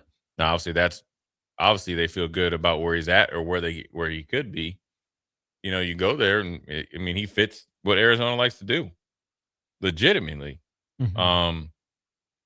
So it sucks for Nebraska, because I think it's the, could be viewed as a missing piece to where when you have, Sweet 16 success, and you think about, being able to, have another, I always use analogy in baseball, like another off-speed pitch or another pitch to go against a team like Iowa, or if you had to play a Florida type of team, if they were able to beat Iowa, right. The size and presence and skill set of Oogie really, at that time, along with rank, really sets you up really well. And so you don't have that.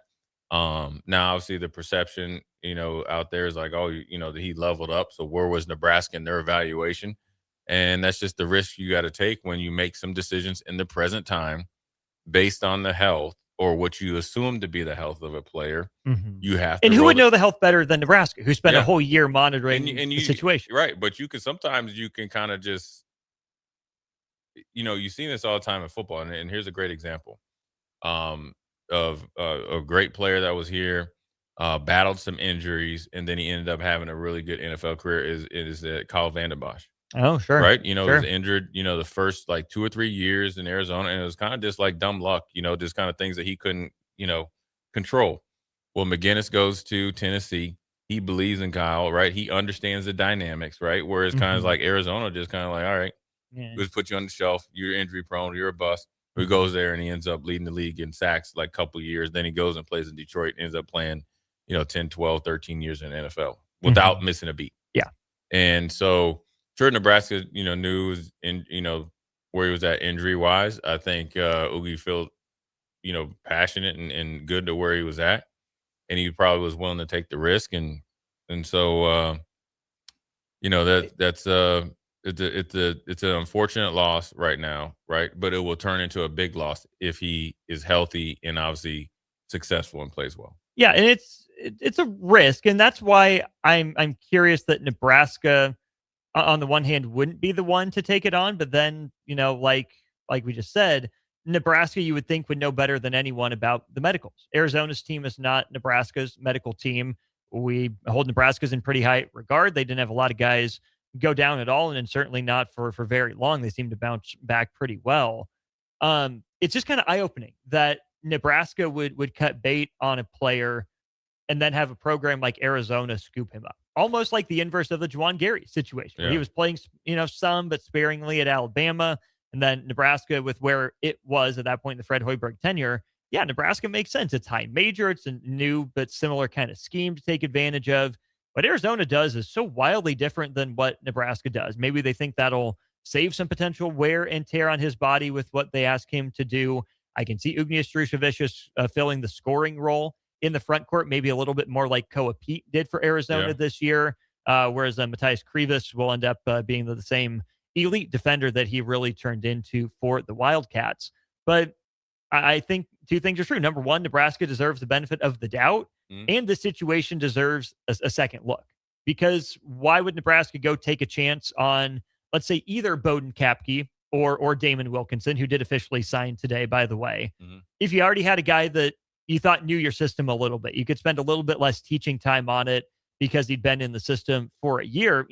Arizona's taking on the health risk that I can understand Nebraska passing on, but it also means that Nebraska won't get the reward of having a pretty highly skilled big man that they fell in love with, at least to some degree, just one off season ago. Yeah, and you never know, because they felt like those two fit the, combined fit a smaller role because it's not a big emphasis for them.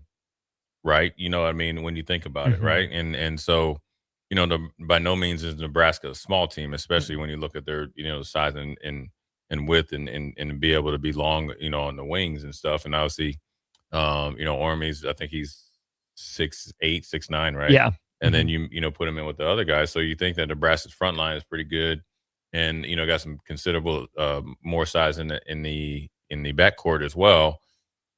So maybe you feel like you don't miss it as much, and then you got a couple big guys that are gonna kind of split time as one, and then there's Oogie sitting over there thinking like, you don't believe that I'm gonna get healthy.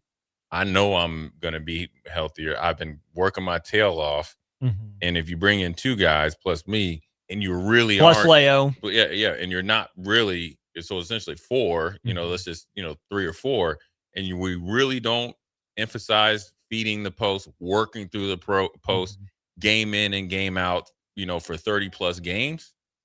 Well, then I gotta leave. And then you find a spot. We're like, man, this is a great opportunity, a great spot. It's kind of like,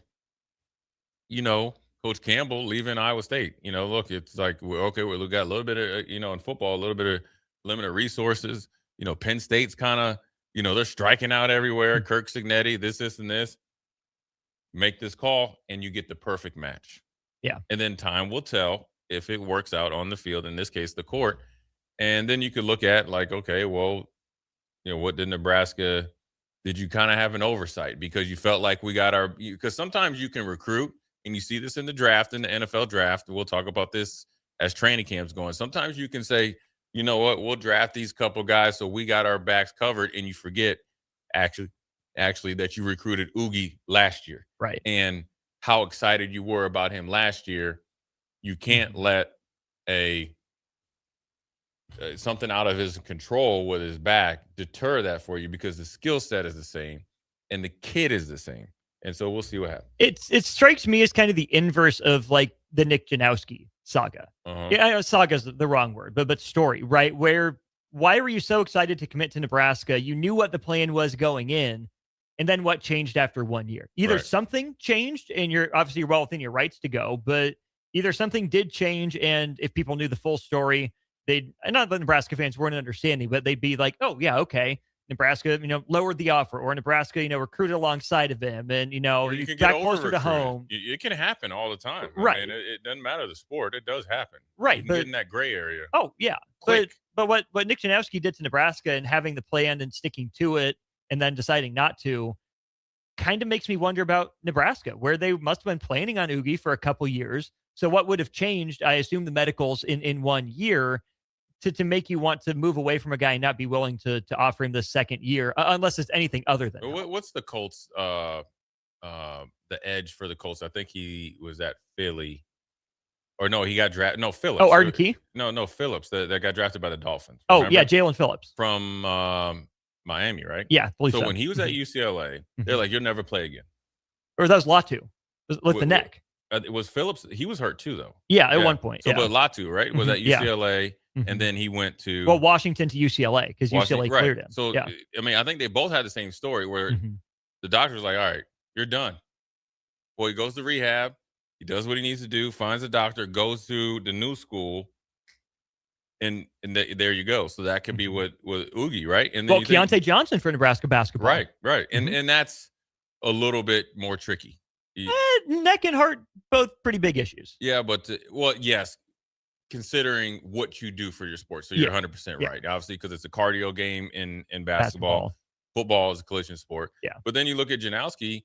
I think when you have the emergence of Sam Hoiberg, even though your plan was to stick to the plan was not. You didn't take into account the emergence of Sam Hoiberg.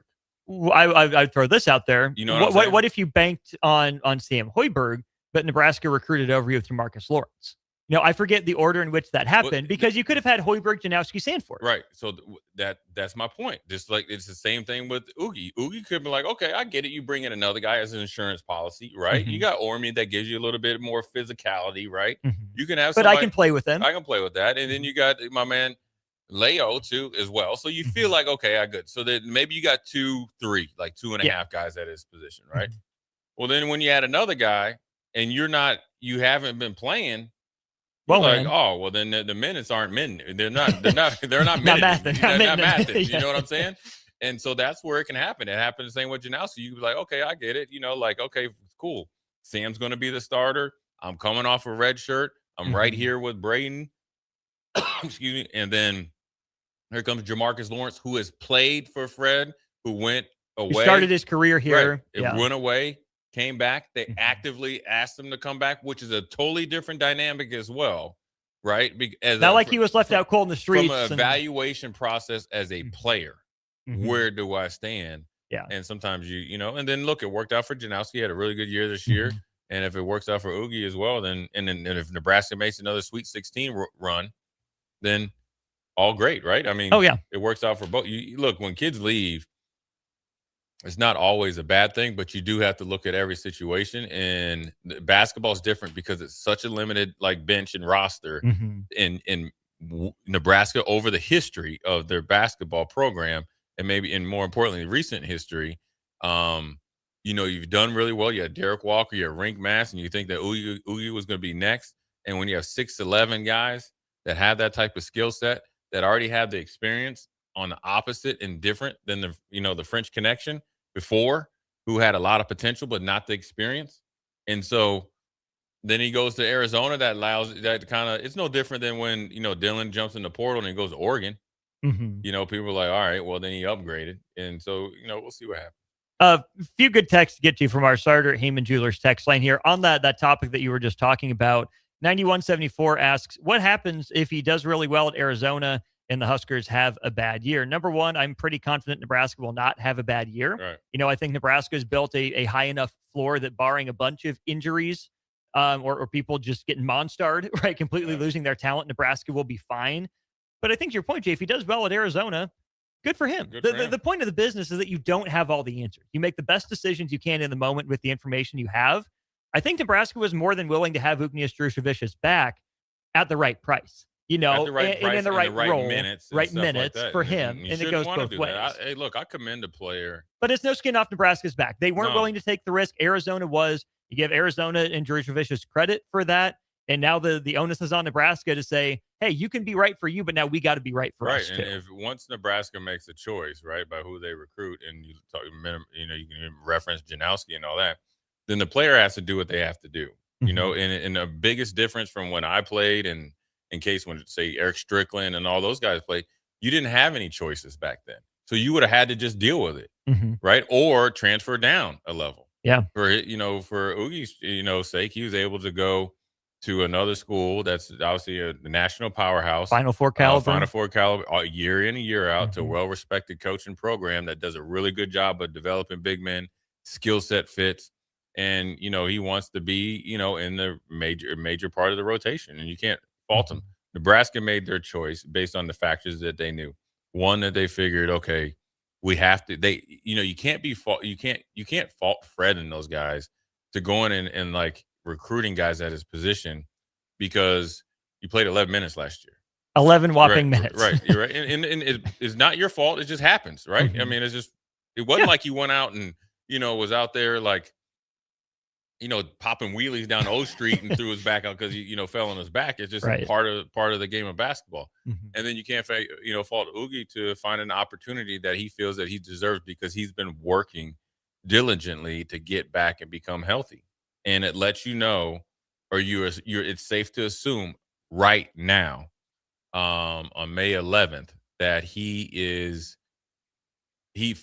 feels very comfortable where his health is at, and so does Arizona and those doctors. Yeah. And so then that's where you start to worry about the skill set. Did we overshoot the runway? Did we not keep the a pulse on the evaluation? And if they wanted him at a reduced rate, you can't fault them either for getting a more opportunity and more pay.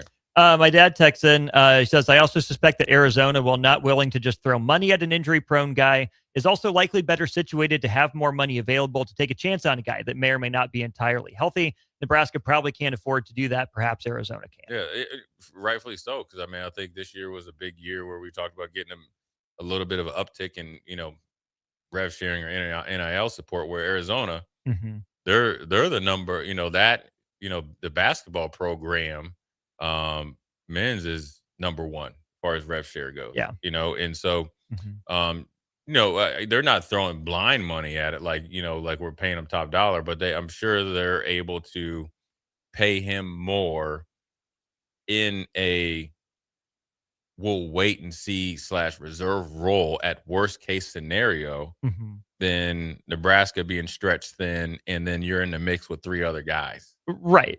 Arizona's the Phillies, not the Dodgers. Right. Plenty of money to spend. Got to invest it wisely. Can outspend most people and have some wiggle room to take some of these chances. Take some chances. Low risk, high reward for them. Right. And there's no pressure on them if they're able to have some other guys that are able to fill the role till he's, completely healthy. But it's worth the risk when you look at his skill set, and there's a need. We need you. You need us. Yeah. And it's not reluctantly.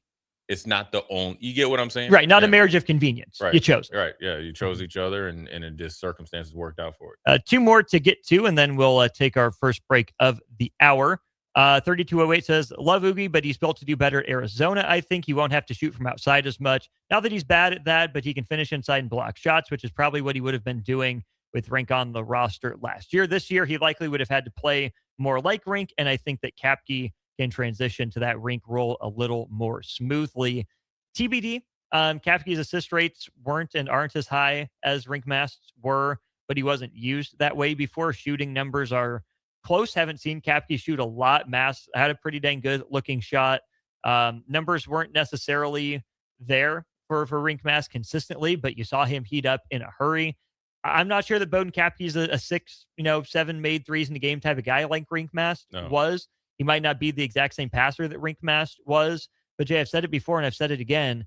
Just because it's different doesn't mean it's going to be worse. Yeah, there could have been room for Jurishevicius at the 4 and Kapke at the 5 or vice versa. They probably could have played together in some lineups. I agree that Arizona might have a little bit more, knowledge for what to do with 2 big men. Nebraska's still kind of new to it. There's enough room for Jurishevicius, if there's one less guy on the roster. Now there's not. We don't know if Kapke's going to be better or worse. Nebraska's going to take their chances that it is maybe a more natural fit. Yeah, and look, like I like the statement there. Just because it's different doesn't mean that it's not going to work. I mean, I feel like, Derek Walker is a significantly different game than Rick Mass. Oh, Rick much. Mass different than Derek Walker, and they both worked in my opinion in this offense. And so, look, Oogie had to make his decision. Nebraska made their decisions, and time will tell. And the best case scenario is Nebraska continues to win, and he goes to Arizona and kicks butt and does well as well. Because, I think the best scenarios when guys go in the portal is that everybody's successful. Janowski was successful this year, so was Nebraska. He got what he needed and deserved, right? Yeah. And Nebraska got what we needed and we deserved or got, with Jamarcus Lawrence and company playing, the guard position. So, it's definitely a loss, and how big a loss it is based on how Nebraska does and what he does. Craig texts in, any update on Jamarcus, or did I tune in too late? Craig, appreciate you listening. There's been some resolution on that for a couple weeks now. When the NCAA passed or all but passed the 5-to-play-5 resolution, their proposal was that it would not include players from Jamarcus Lawrence's class. So since he played all 4 years, he was not going to be grandfathered in. So, Jamarcus Lawrence and others in that class in college basketball said, hey, thanks for your contributions, but we're starting this next year. Yeah, it's unfortunate, just because you're not to be able to include it in a rule that happens when you're that close to eligibility, but onward and upward. Indeed. The only way you can really go up from 6'11" is to 7'4". Victor Wembanyama swung his elbow and hit 6'11" Naz Reid right in the side of the face. Got ejected. No suspension coming. Well, you knew that wasn't going to happen. We weren't sure. Let's talk about, is Victor Wembanyama at the stage of his career to earn the superstar benefit of the doubt? Why no suspension for the alien? And maybe some NBA lottery reaction next on 93.7 The Ticket. Watch Old School live on Facebook, YouTube, or Twitch. Old School with Foreman and Orman on 93.7 The Ticket and theticketfm.com. If you become ill or injured at work and need an experienced attorney, call Liberty Law Group. The attorneys at Liberty Law Group will defend you in court, protect your rights and freedom to get you the best possible results for your case and the justice you deserve. Trust your rights and freedom to Liberty Law Group. Attorneys serving Nebraska and Iowa. Call them today at 877-404-5238. That's 877-404-5238. Or check them out online at libertylawgroup.com. I'm Dr. Jeremy Hosine, candidate for the University of Nebraska Board of Regents. Husker athletics has never been stronger. Let's champion the same mindset across our entire university: academics, research, and opportunity. As a neurosurgeon, former regent, and proud Husker, I'm running to stand up for NU's future because this matters to my family and yours. NU needs us, and we need NU. On May 12th, vote Dr. Jeremy Hosine for regent, for our students, for our future. Looking for the right utility tractor for your acreage? Find it at Landmark Implement. Shop our selection of used John Deere compact tractors from 1 through 5 series with the power and versatility to track mowing, yard work, snow removal, and more. For a limited time, get 2.9% financing for 36 months, followed by 6.2% for 24 months with approved credit. We've got the right fit for your property and your budget. Stop by your local Landmark Implement or visit us online at landmarkimp.com today and experience the Landmark difference. Does someone in your household avoid phone calls because they can't hear clearly, or do they have difficulty speaking on the phone? Nebraska offers a solution. The Nebraska Specialized Telecommunications Equipment Program, or NSTEP, provides financial assistance for specialized devices like amplified phones, captioned telephones, smartphones with Bluetooth pairing to hearing aids, and speech-generating devices. If you're a Nebraska resident with a certified hearing or speech disability, you may qualify. It's not income-based, and once approved, you own the equipment. Learn more or apply at psc.nebraska.gov or call 1-800-526-0017. Nebraska is changing, and the decisions we make today will define what's next. The Nebraska Chamber Foundation has uncovered powerful insights about our state's strengths and opportunities. But this data only matters when it leads to action. That's why we've launched Go Big Future, a campaign to put these insights into the hands of leaders, communities, and decision makers across this great state. Our future won't just happen by accident. We must build it together. Visit gobigfuture.com to to learn more. Spring sports are here and it's time to upgrade your equipment. But don't go rush into your big box store. Play It Again Sports is your place to go for all spring sports equipment for baseball, softball, golf, and disc golf. Play It Again Sports has quality, slightly to gently used equipment, and 50% of their inventory is actually new equipment. And don't forget, buying from them is a great way to get new products with great discounts by also bringing in your used items for store credit or cash on the spot. Play It Again Sports at 48th and Vine. In every office, there's two types of people. There are those who bring in bagels and those who eat the bagels that someone else brought in. Everybody likes the first person. Be that first person.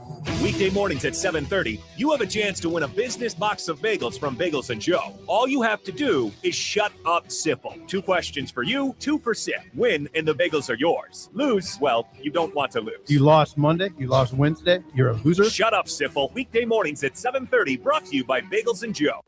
Are you looking for something different for lunch or dinner in Lincoln? Big 8 is now open at 1226 P Street, serving seafood boils and Asian cuisine. Get your hands messy with fresh, flavorful seafood boils, hot, cold, and made to share. Or enjoy classic Chinese and Asian dishes, perfect for lunch, dinner, or a night out with friends and family. Big flavors, generous portions, and a brand new dining experience. Big 8, now open in Lincoln. Concrete Industries has immediate openings for production laborers, operators, and drivers. Earn great pay starting at $21.50 per hour, plus health benefits, 401k, paid time off, and more. Right now, production laborers can earn a $1,500 hiring bonus, and drivers are eligible for a $2,500 hiring bonus. No experience? No problem. Concrete Industries offers on-the-job training and opportunities to grow your career. Start your future today. Visit concreteindustries.com. If you're seeking a career with a growing company, Gaina Trucking and Excavating is hiring and looking for additions to their team. Gaina Trucking has a strong team culture, competitive pay, 401ks, and benefits like health, dental, and vision. Drivers are guaranteed 40 hours per week, even in the winter months, and are home every night. Start your career today at Gaina Trucking and Excavating. Apply today at GainaTrucking.com. Back to Old School with Foreman and Orman on 93.7 The Ticket. Welcome back in to Old School. Austin Orman, Jay Foreman with you here. Old School brought to you in part by the good folks at Schwezo Construction. At Schwezo, safety isn't just a policy, it's a promise. Schwezo is hiring skilled craftsmen, laborers, concrete workers, and steel erectors who value quality work and a team that has your back on and off the job site. Apply today at Schwezo.com, 40 years strong in business. Schwezo Construction, 402-464-5685. Jay, your Timberwolves, even the series up, they do it because the alien got frustrated. Brought the elbows down from the heavens. That was Ant-Man. Ant-Man didn't swing his elbow. No, that was Ant-Man doing his thing. Kneeling. He prodding. Is that man. But the alien, though, I mean, he's the thing that worked not in his favor. When you so big, that thing looked like a crane. Well, and he measured it up too. Yeah. He kind of looked over, bam. Yeah, that was a flagrant too. You definitely had to go to the locker room. This was somewhat of a physical play, and I understand that things get a little testy. It probably was not the right move on his part. Is it ever the right move to elbow a guy in the head like that? No, it is back in it. It wasn't like he chinned the ball. I mean, he literally had it in his left arm and gave him the old Ron Artest against James Harden. And so, but one thing I'll say about San Antonio, they've played a lot of games and won a lot of games without him. Oh, yeah. So even though he went out, it really didn't affect him. And he doesn't play the whole game like you would think an unstoppable force as he is would play. So it's right in their wheelhouse. I think it's what's the backup guy? Komet? Is it Komet? Cornette, yeah. He's really good, and obviously they have the young trio and with Fox, Castle, and then Harper. They can compete with anybody, and so the Timberwolves were lucky enough to be able to find it within themselves. Because they've been battling some injuries themselves to pull that off. But I think it definitely helped with Wemby being gone. But I think it inspired the Spurs to kind of prove a point because they saw a little blood in the water. They weren't like, okay, he's gone. We've never done this before. They knew exactly what they were going to do. They've done it. So it was a comfortable situation. Like I said, they rotate him, a lot, and obviously he plays in money time, but they rotate him a lot, so they didn't have to change much. They're a really good team, really young team, a tough out, and Timberwolves are fortunate and very lucky to get through. Series tied at 2 now after Minnesota wins at 114-109. Some interesting stats from ESPN. Wemby ejected with 8:39 left in the second quarter, 15 minutes and 20 seconds into that game, give or take. The earliest an All-Star has ever been tossed from a playoff game going back to 97-98. Probably. And teams are now 1-8 when an All-Star is ejected from a playoff game before the fourth quarter. I don't have the win or the earliest. You need to start poking the bear then. Seriously, well, that's the thing, Jay, is that, this was egregious. He lined it up. He took the swing with his elbow. And yes, it happened early in the second quarter, but no suspension. Yeah. Is that like college football's targeting rule? You're ejected in the first half. You sit out the second and you're good to go. Or do you think that, Timberwolves bias aside, that, hey, you can't be elbowing guys that deserved another game on top of it? Yeah. The Timberwolves have every right to, want him to be gone this next game. There's no tiptoeing around it. It wasn't like a equivalent of a 50-50 bang play and targeting, and I'm 6'2.5" and the receiver's 5'9". I can't get below his pad level just because of the way we're built, right? That was measured up, that was calculated. And then for him not to be suspended, obviously let you know that the star power or star powers or star players, power players, still have an effect on the decisions that are made at the NBA office. Why are those decisions made like this? One, he's a worldwide household name. He brings eyes to the TV screens. That puts money into the NBA's pockets. TV contracts want Wemby playing, and right now it's an exciting series, and so you want this series to go 7, and in order for it, the best chance for it to go 7 is with him playing, and that's no different if Michael Jordan did it. It's no different if, LeBron had done it. They would be out there. And, look, you ask, does he deserve it? I think he's earned it. He was, obviously defensive player of the year. He's eventually going to get a couple of MVPs. And then, maybe a couple, championships and some rings. So it's all projection. He's a great ambassador for the game, both here locally, which is the United States, and then overseas as well. So he's getting the benefit of the doubt.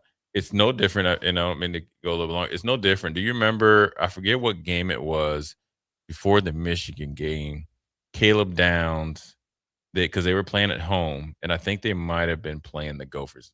No, they were playing it. I forget who they were playing. He had a targeting call when they went and looked at it, right? Now, it was a targeting, but he didn't get called for targeting, right? Because then he would have missed part of the next game. You know what I'm saying? It looks like it was against Penn State. Yes, because they were in the all whites. Yeah. And so, those things are all factors when you make those type of decisions. John in Cortland said, again, the league won't penalize a star player. That's bull crap. And got this from Don Harris on Twitter, longtime NBA reporter.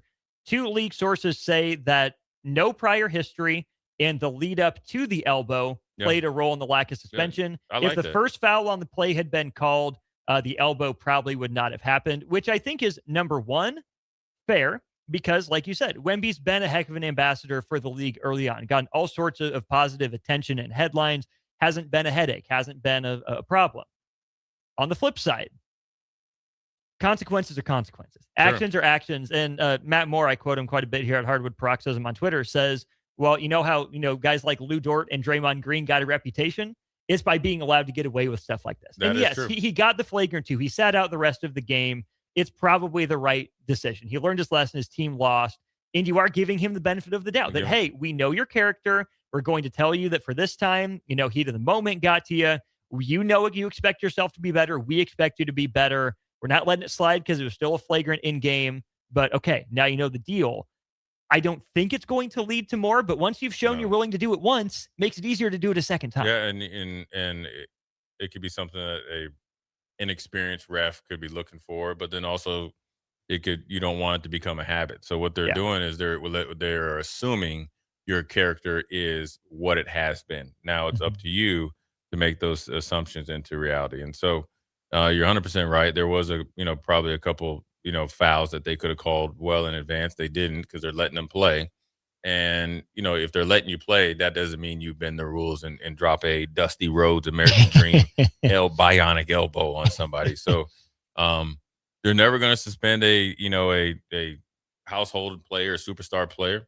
And, it sucks because if I'm, Nas Reed or something, you feel like it's intentional. And then therefore, when things are intentional, there's no way around saying it wasn't intentionally done in this case. So this is where the Timberwolves and Reed and all and his teammates have a valid point. Mhm. But as at some point in time, you just understand that look, big man's getting the benefit out. It is what it is, and there's no different than if Michael Jordan doing it. The point about Draymond and Dort is the same, but it's different because I think with that They're not they're faces, right? And you need to be more intentional about that because that brings. Well, they both bring player safety in, but the way that, especially Dort, the things that he does, is questionable. At best, are you trying to hurt somebody? Mhm. It's kind of like with Grayson Allen when he went through it. Who give him credit? Jeremy Fierce too. Jeremy Fierce. Where is that necessary? But you're hurt. You potentially can hurt other guys, and it's because you haven't been held accountable for it. So. I'm sure there's probably something on the stools of all the players when they walk into the locker room, even the visiting locker rooms, that they're having there. One is CYA from the league, and then two, I guarantee it, that the teams and whoever's kind of gets up and talks when they have their team meetings is addressing it. What to do, not to do. Look, the NBA is going to be looking for this. We don't need this to stop what our bigger picture and our bigger goals are. So make sure you keep an even head. And we'll work the rest. So we'll do that. You guys go play basketball. John and Cortland, I think you're being a little uncharitable to Wemby. I'd say give the young man the benefit of the doubt a little bit more here. Gingerbeard Man brings this up, Jay. He says that Cam Boozer wouldn't even get a foul call on that. And I'm not going to bring up the Duke specific aspect. Cam Boozer went through a lot. And I think a superstar whistle goes both ways. And let me explain here. Number one, the better player you are, the more calls you'll get, right? Protect the brand, put up the numbers, stars, bright, shiny, all that sort of thing. I do think that, though, especially for big men, there can be a different set of rules. Yeah, Zach Edey got mauled in all college. the time. Yeah. Wemby was getting dug at, poked, prodded, right. Shaq all the time. Cam Boozer, when he was the most dominant player on the floor, I doubt it's intentional. I don't think it's on the take, on the fix, whatever. What I do think is that refs are human. They say, oh, this guy's the best player on the court. These other guys need a chance. We'll let him get away with a little bit more. They're the biggest. And so, they can handle a little bit more, which is maybe true in some cases, but also a foul is a foul. Yeah. And like the NBA, sources told Don Harris, maybe if you call the first one, stop letting him getting away with crossing that line maybe a little bit. Maybe they get away with one extra foul before he call it, maybe two. But if they get away with 3 fouls on a possession, a guy gets a little frustrated. Sure. Still no reason to swing the elbow. But what led to it? You can understand it, right? And you always look at the cause and effect. And you do that whether it's a positive play in football or basketball. It's the same thing if it's a negative play. And when you think about it, from by no means am I an NBA coach, but I've coached, right? And you're in these intense games. And, obviously the refs that are ref in AAU tournaments aren't NCAA tournaments, and most of them are high school coach or refs, right? Yeah. And have experience, and a lot of them have playing experience as well. The thing I always say is get control of the game. Just have control of the game when you have two teams that are evenly matched, physical, intense. The environment. Minnesota's desperate, being down 2-1. San Antonio is a different type of desperate, trying to put the dagger in the heart per se. And so you understand the dynamics before the ball's tipped off. And so once you have control of the game, you can still let them play. You're just establishing we're not going to let it get this far. And I think they were a little bit shocked. And as far as like the big guys, concerned, and you look at it, they're so big. I mean, Shaq used to get hammered. LeBron gets hammered. Here's the thing, and this is football. And pretty much ended Cam Newton's career. Oh, the hits that he was absorbing allowed to take. And then when they did the comparison to other quarterbacks, were so much more like physical and obviously physically hurt him to the point that he, messed up his shoulder and he never could throw the ball the same. And he lost a year off his career and never could kind of get back to that star status. And so that's where, as a ref and as a league, you got to be conscious of it. Now, by no means is it the bad boys of old.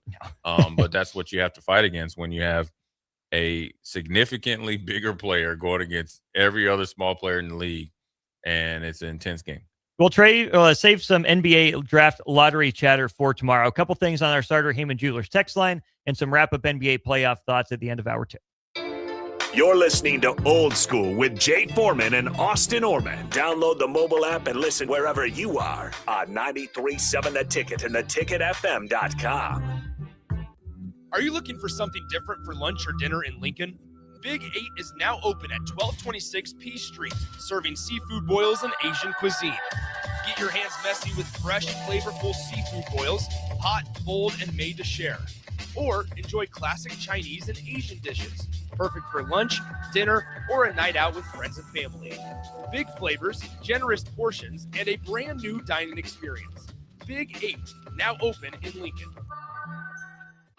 If you're seeking a career with a growing company, Gaina Trucking and Excavating is hiring and looking for additions to their team.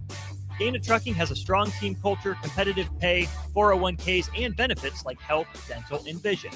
Drivers are guaranteed 40 hours per week, even in the winter months, and are home every night. Start your career today at Gaina Trucking and Excavating. Apply today at GainaTrucking.com. Turn comfort into savings with Peak Rewards from LES. Enroll your smart thermostat to earn $25 while helping balance energy use with small short-term adjustments that benefit the whole community. Learn more at les.com/Peak Rewards. This summer, Salt Dogs fans are making history at Haymarket Park.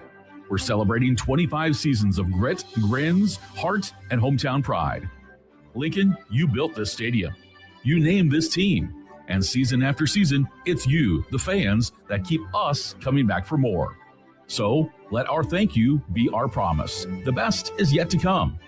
Your local tradition plays on. Get your tickets at saltdogs.com. Put lawn irrigation on automatic. Think Judson Irrigation for worry-free service to Lincoln homeowners and business community. Judson Irrigation will turn on your sprinkler system in the spring, repair or redesign as needed, and turn it off in the fall. For service to orphan sprinklers, remember Judson Irrigation. They'll never forget you. Call the Judson Irrigation Orphanage, 402-420-6277 or judsonirrigation.com. The end of the school year is drawing near, which means graduation parties are coming soon. Are you prepared for hosting? Führer's Cheese Spread is the dip that brings everyone together to celebrate graduations and the close to a great school year. And it goes well with crackers, meats, soups, and more. How could you consider throwing a party without it? Get to your local grocery store today and load up on Führer's Cheese Spread. No graduation party is complete without it. 93.7 The Ticket is proud to provide listeners with daily opportunities to win contests and prizes on our airwaves, and would like to take this opportunity to remind you of a couple rules. All participants must be 21 or older and must wait 30 days after winning a prize to participate in another contest. Once you win, you have 30 days to pick up your prize at the KNTK Studios, 1040 O Street in Lincoln, or your prize will be forfeited. Thank you for participating in our contests, and thank you for listening to 93.7 The Ticket. Graham Tire presents life's greatest adventures. Okay, buddy, here we go. Just keep your eye on the ball. All right, just swing right through it. Yeah, good job. Way to go. Hey, run it out. Okay. Great road trips start with great service. Graham Tire, your tire store next door, with 5 convenient Lincoln locations, getting you to the places that matter most. Big value and big flavor meet at Wings and Rings thanks to the all-new delicious Duo Combo. This is the one you've been waiting for. Get 1 half-sized appetizer and 2 entrees with a side for only $19.99. Bring a friend for the best deal in town on any day of the week, during game time, or whenever the heck you want. Their made-to-order wings and chicken sandwiches are waiting for you at their 68th and O and 40th and Old Cheney locations. Stop by Wings and Rings and celebrate every day with the best meal deal in town. In every office, there's 2 types of people. There are those who bring in bagels and those who eat the bagels that someone else brought in. Everybody likes the first person. Be that first person. Weekday mornings at 7:30, you have a chance to win a business box of bagels from Bagels & Joe. All you have to do is shut up, Sipple. 2 questions for you, 2 for Sip. Win, and the bagels are yours. Lose, well, you don't want to lose. You lost Monday, you lost Wednesday, you're a loser. Shut up, Sipple. Weekday mornings at 7:30, brought to you by Bagels & Joe.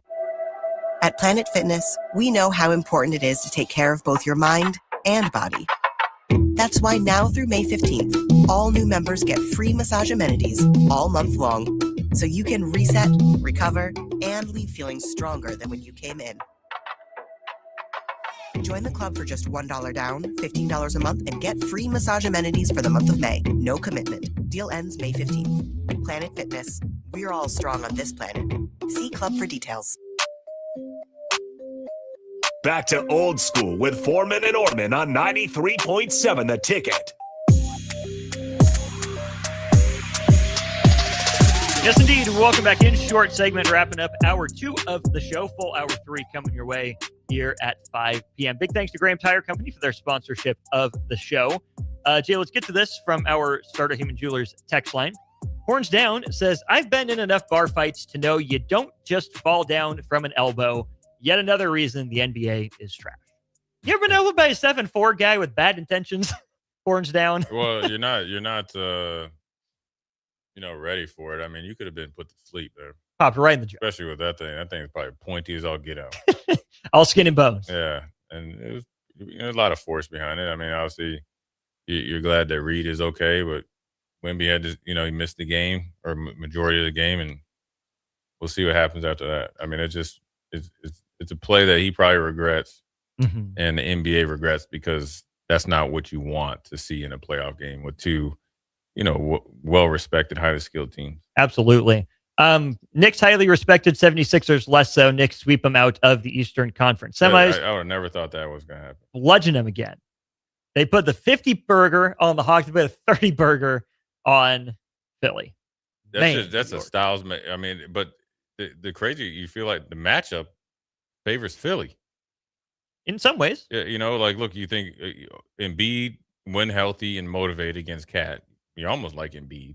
Cat's been playing really well, though. Well, I know, he found another level. But in the way Embiid finished that Boston series, yeah, absolutely, it would have been a problem for Cat. Yeah.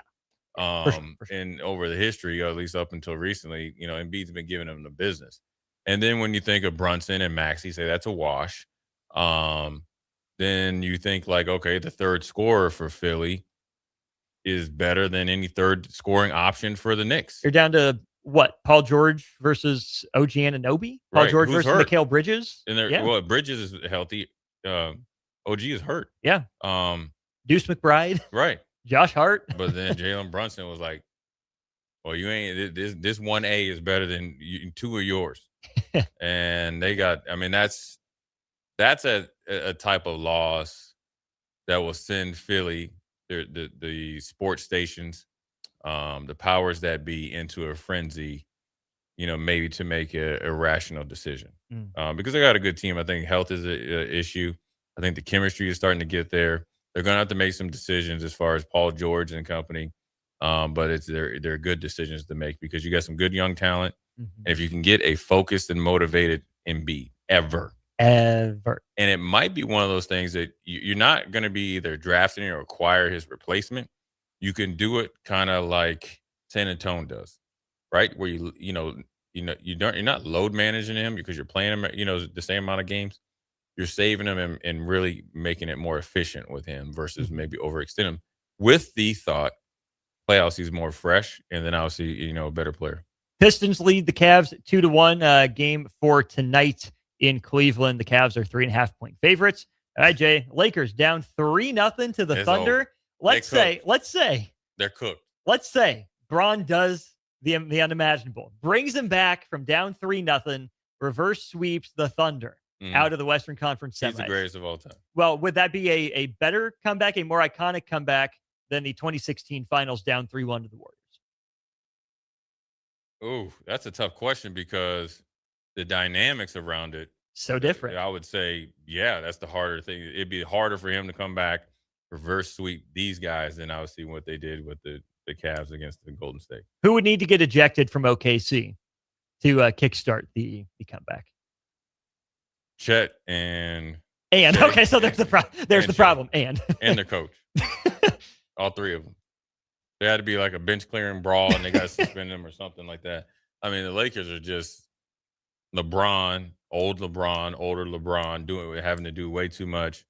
Austin Reeves out of rhythm, and then they don't have. DeAndre Ayton, my brother. DeAndre Ayton. You had the 6 foot, 7 footer. You had the uptick where he was like, you know what? He had the epiphany. He's like, you know what? All I need to do is provide good energy and a rebound. And the Lakers, well, they were healthy then. They were. They looked like, they could make it an NBA championship run. You know, when that was when Luka, Reeves, and DeAndre. What happened? Where'd it go? What happened after you got blown out in OKC that you weren't motivated in the first game back in LA? What happened?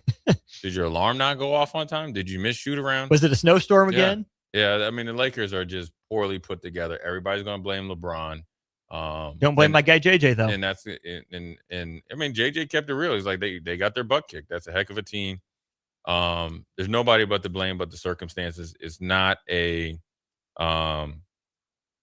team that's constructed the way it is right now to be competitive. And LeBron's, he's played on as bad or worse teams before.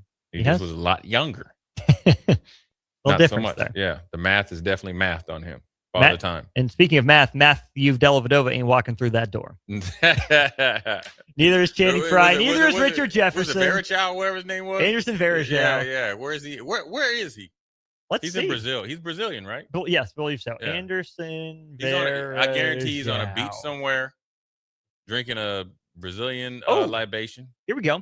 Anderson França Varejao is a Brazilian former pro basketball player who is currently a player development consultant and global ambassador for Cleveland Cavaliers. Oh. Kind of a nice, cushy front office gig. So he's their area scout over there. Over in Brazil. Yeah. While they're sleeping, he's on the beach. All right, yeah, I'm ready to go. I just got into the office. What do you got for me? Trying to find the next Leandro Bolmaro. Yeah. Man. Or something. I don't know. Tristan Thompson ain't walking through those doors. Kyrie Irving ain't walking through those doors. J.R. Smith ain't throwing soup through those doors. Yeah, Vanderbilt and all those guys aren't locking anybody up, but LeBron will do his thing. Got one more chance to stay alive. One chance at a time. Yeah.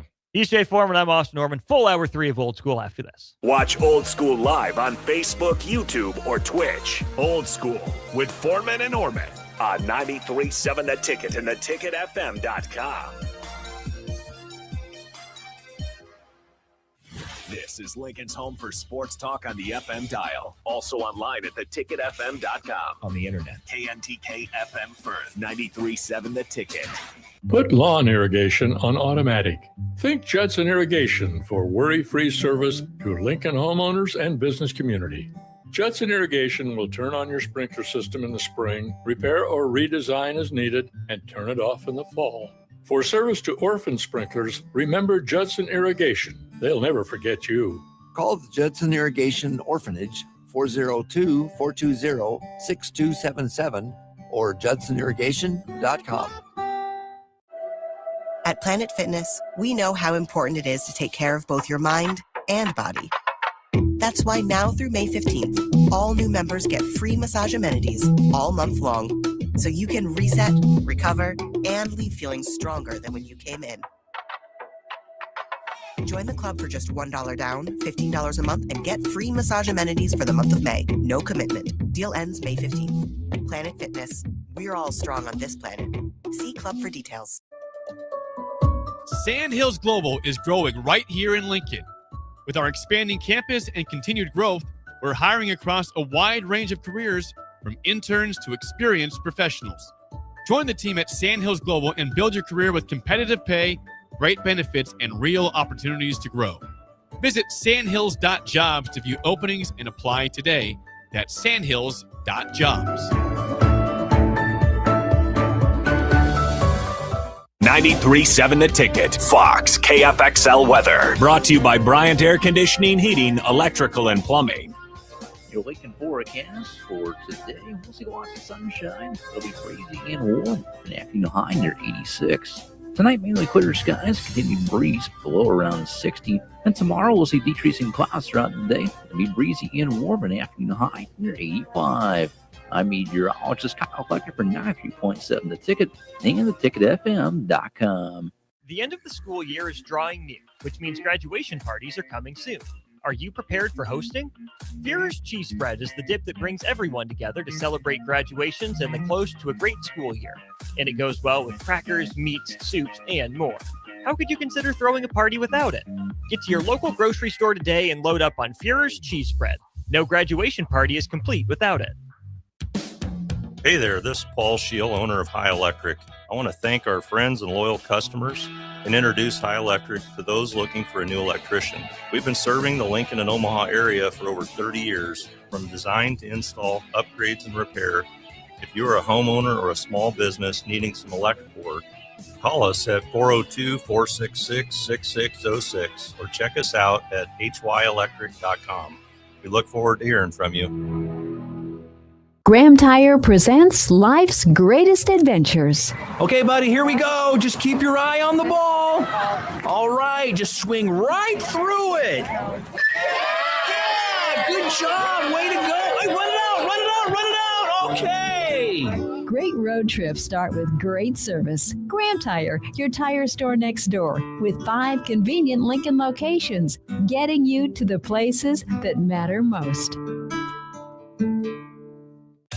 When something breaks, you want someone you can trust to fix it right. Empire Repair is now open in Waverly and ready to serve our community with reliable auto repair and maintenance. From routine service to bigger repairs, our team is here to keep you on the road. Stop by Empire Repair in Waverly or call 402-786-2224 to schedule your service today. Empire Repair, proud to serve Waverly. Turn comfort into savings with Peak Rewards from LES. Enroll your smart thermostat to earn $25 while helping balance energy use with small short-term adjustments that benefit the whole community. Learn more at les.com/peak rewards. Coming at you live from the heart of downtown Lincoln, this is Old School with Foreman and Orman. Nebraska Football Hall of Famer Jay Foreman. Here's Troy Detmer dropping straight back in the pocket. Rifles a pass. It was tipped. It's picked off by Foreman. He's at the 15, 10, 5. He'll score! Foreman got it, and it's touchdown Huskers. Black shirts, answer the call one more time. And Austin Orman.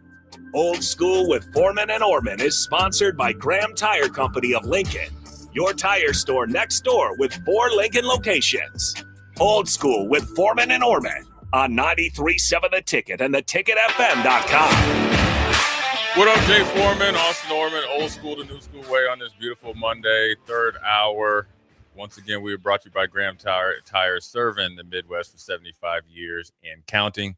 4 locations here in Lincoln. Look them up. Tell them we sent you, Graham Tire of Lincoln, and they'll definitely take care of you as they've taken care of me and my man Austin at different times. It was gone a little bit last week, but one of the things that came out, I think late last week, Austin, was the schedule release at times for Nebraska football. Why is that interesting? Because this is the funny season where, you know, it worked out for Nebraska. We'll see, you know, whether it's positive or not, where they did spring ball. So it gives people a lot more time and to find things to talk about. But obviously when the schedule comes out, you already kind of knew when you were playing teams, but the time is also a factor. Why is that a factor? Because this year in spring, and maybe it seems like moving forward, some of the practice times for Nebraska are moved back from the morning to sometime in the afternoon. I know the spring ball games were significantly later than they normally was, and I think part of that is because it was so early to try to catch the warmer times later in the afternoon. So for the Huskers and their schedule, you know, I think it's one of those things that, you know, everybody loves to look at it. Even before, when you know who you play, you're like, all right, we play them. This is what we'll get. This is the record. And you try to talk yourself into or out of whether it's going to be a good season. And the one thing I think we've learned last year when we looked at the schedule, no matter when we feel like, oh, this is and you heard the players maybe probably a little bit too much. Some players talking about, look, this is going to be a year that we're going to make a run because of the perceived strength of schedule. The one thing I always tell people, look, these coaches at other universities, whether it's Ohio, Bowling Green, North Dakota, Michigan State, Maryland, or whatever, and especially when you think about even Michigan State and Maryland for two different reasons. I wouldn't say Michigan State coaches are coaching for their immediate coaching lives, but whereas Maryland, there's definitely, a little bit warmer seat. And so you got to expect and prepare for their best effort and their best coaching job from their offseason program. Assume that they did a really good job in the portal. Spring ball they made some improvement, and you have to think they had all offseason to kind of, scout you as well. So when you look at it, the schedule, what was your initial reaction, I guess, to the schedule release, the times that they possibly could play some teams? I was a little surprised that it ended up being Nebraska, Illinois on a Friday instead of Nebraska, Michigan State. Right. Except that the first real Big Ten Friday game features the defending national champions. In not quite in state, but close proximity.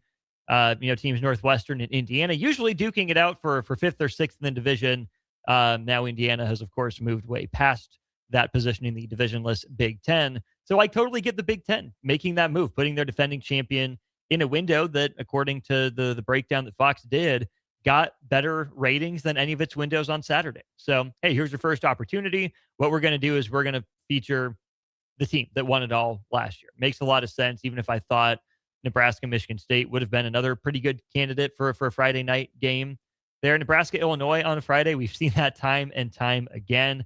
Where I think that's interesting, Jay, is that Nebraska gets a short week on the road coming off a home game when what I think is going to be a massive opportunity for Nebraska. Yeah. Halloween night against Washington, probably fringy top 25 Washington at that point. We'll see where Washington, plenty good talented line coming in here. Absolutely. And I think then having to turn around and go on the road on a short week is one thing, but then it gives you an extra day to make another road trip out to Rutgers. Yeah. I mean, it's kind of, I wouldn't say the season hinges on those three games, but if you hold serve and everything else holds serve, those three games are a pivotal part in what could be perceived as a success or, not so successful season. Well, it's bowl eligibility and how high a bowl can you reach? Right. Yeah. In some and cases. It's like, okay, are you reaching the ceiling of the floor?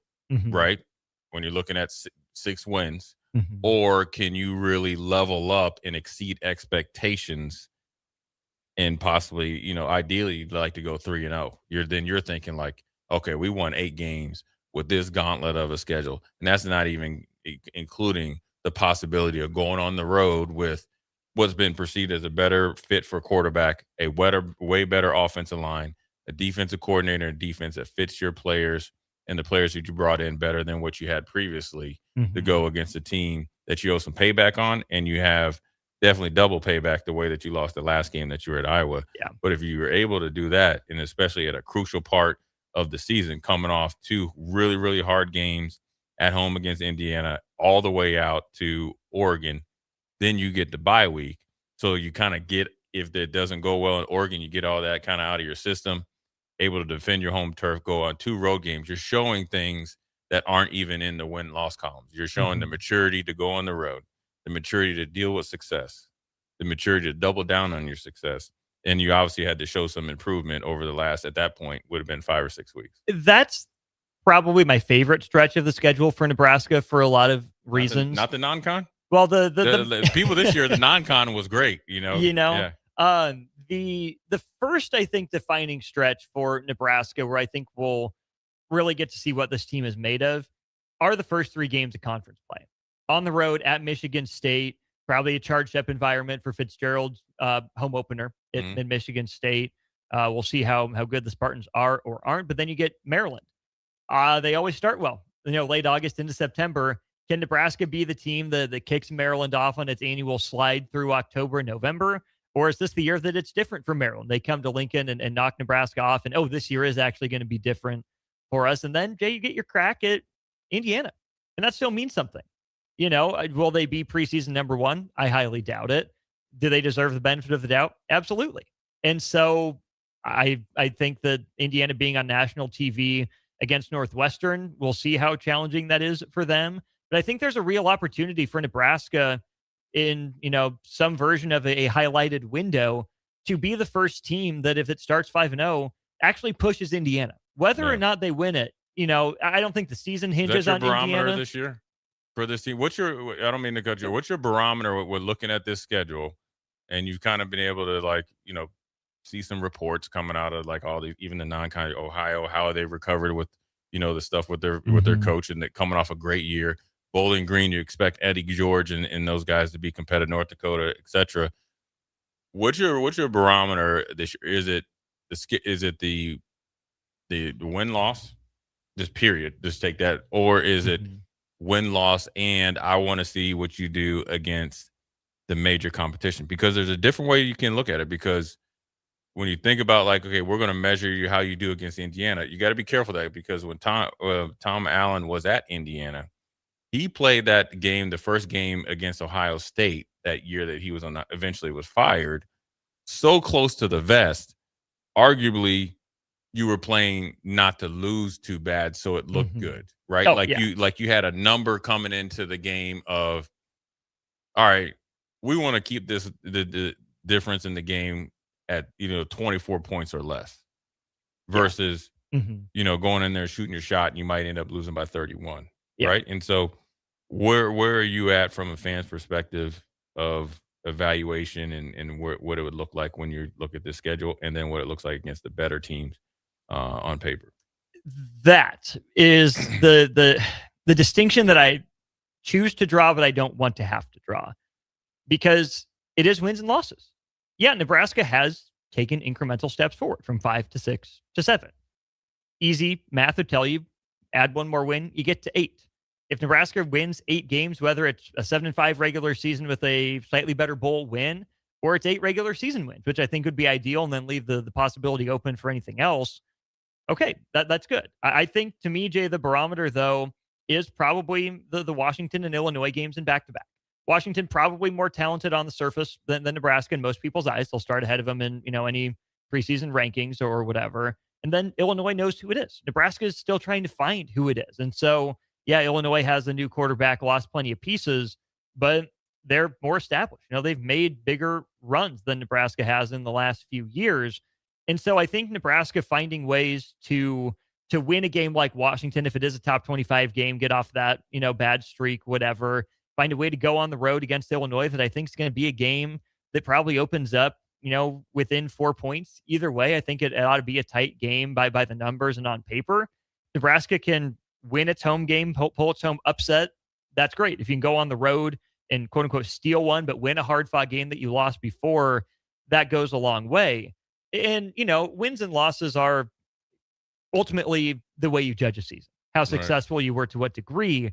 And I'm going to say this next part with that in mind, because I don't want the discourse, I don't want my opinion, my thoughts slipping all the way back to, oh, well, at least they were close, because that's how you get to the best 3-9 team of all time. Well, look how they competed. They're just one step away. Oh, the bounces will go Nebraska's way next year. Yeah. Guess what? Didn't necessarily happen that way in 2022. And so it's very nebulous. It's harder to gauge. But I guess for me, the barometer is, not to go full, Supreme Court Potter Stewart on you, but I know it when I see it. Yeah. Does Nebraska look better? I mean, they can lose by 17 to Indiana. It'll feel really bad, but maybe they competed. Maybe they, missed a couple shots early in that game. They ran the right play. They executed it right. But Indiana was just one step faster. Yeah. It won't feel good, but okay. I mean, the process is there. Yeah. If Nebraska is going to go on the road and get boat raced by 40 by Oregon, or they're going to welcome Ohio State home and get beat, 62-7 like we've seen before, still going to be problems. Yeah. Not that, 62-7 or, 35-34 are any different in the loss column. They both hurt in their unique ways. But I want to see better process out of Nebraska football. Know who you are, start to learn who you are, be in positions to win games, even if you may or may not, be consistently talented enough to actually make the plays that matter. Yeah, I think for me, it's going to be just interesting to see how consistently can they compete at a high level. What's portable, where you go on the road to Michigan State, there's going to be factors not working in your favor. How do you handle adversity and how do you finish, right? And you also have to take into effect how good or bad Michigan State is. And I'm not going to, take anything away from you or give you too much credit. I'm just going to look at how you play football. I mean, the eye test. And then, what do you do the next week at your first real home opener, Big Ten, obviously with Maryland, and you got Indiana coming in, and how much, substance is there. And because Indiana's substance, it doesn't matter if you try to hold some plays and be vanilla against Maryland, you got to beat those dudes. Yeah. And they're going to challenge you just as much as anybody else on the roster, maybe more from a mentality and mental standpoint. And then you got to go on the road. It's a long trip out to Oregon. People got to make those trips, and you got to play well. And then you get a pretty much your first softball of the year. Besides, the first three don't count. No. Right? They do it's count. The preseason. Like the first three are maturity games. These first three games. How mature are you to go out there and play good football for 3 games in a row? Not one, for 3 games in a row. Those are maturity games. Yeah, don't get high on your own supply when a little bit goes right. Look, man, beat the brakes off them, but then show up the next day to work or whatever the next practice is, and the same things that you did that allowed you to beat, hopefully Ohio by 20 points. You got to do against Bowling Green, so forth and so on. That's what you got to. That's maturity, right? Nebraska owes Eddie George for you. Yeah. Another story for another time. That would be funny though. But then this Washington game on Halloween is your first softball, but it is actually, and especially if it's a night game, it's your first opportunity to actually market yourself legitimately, right? That you don't need any blackouts or anything like that, where we're showing 100% of our substance that we actually have been overlooked and we're for real. Now, Washington isn't Oregon. They're not Ohio State. They're not Indiana. But if you look at Washington, they do not travel West Coast to East Coast very well and play well. They don't. Now, the Rutgers game, the Iowa game, they do not play well. And they a lot of turnovers, a lot of stuff they normally don't do.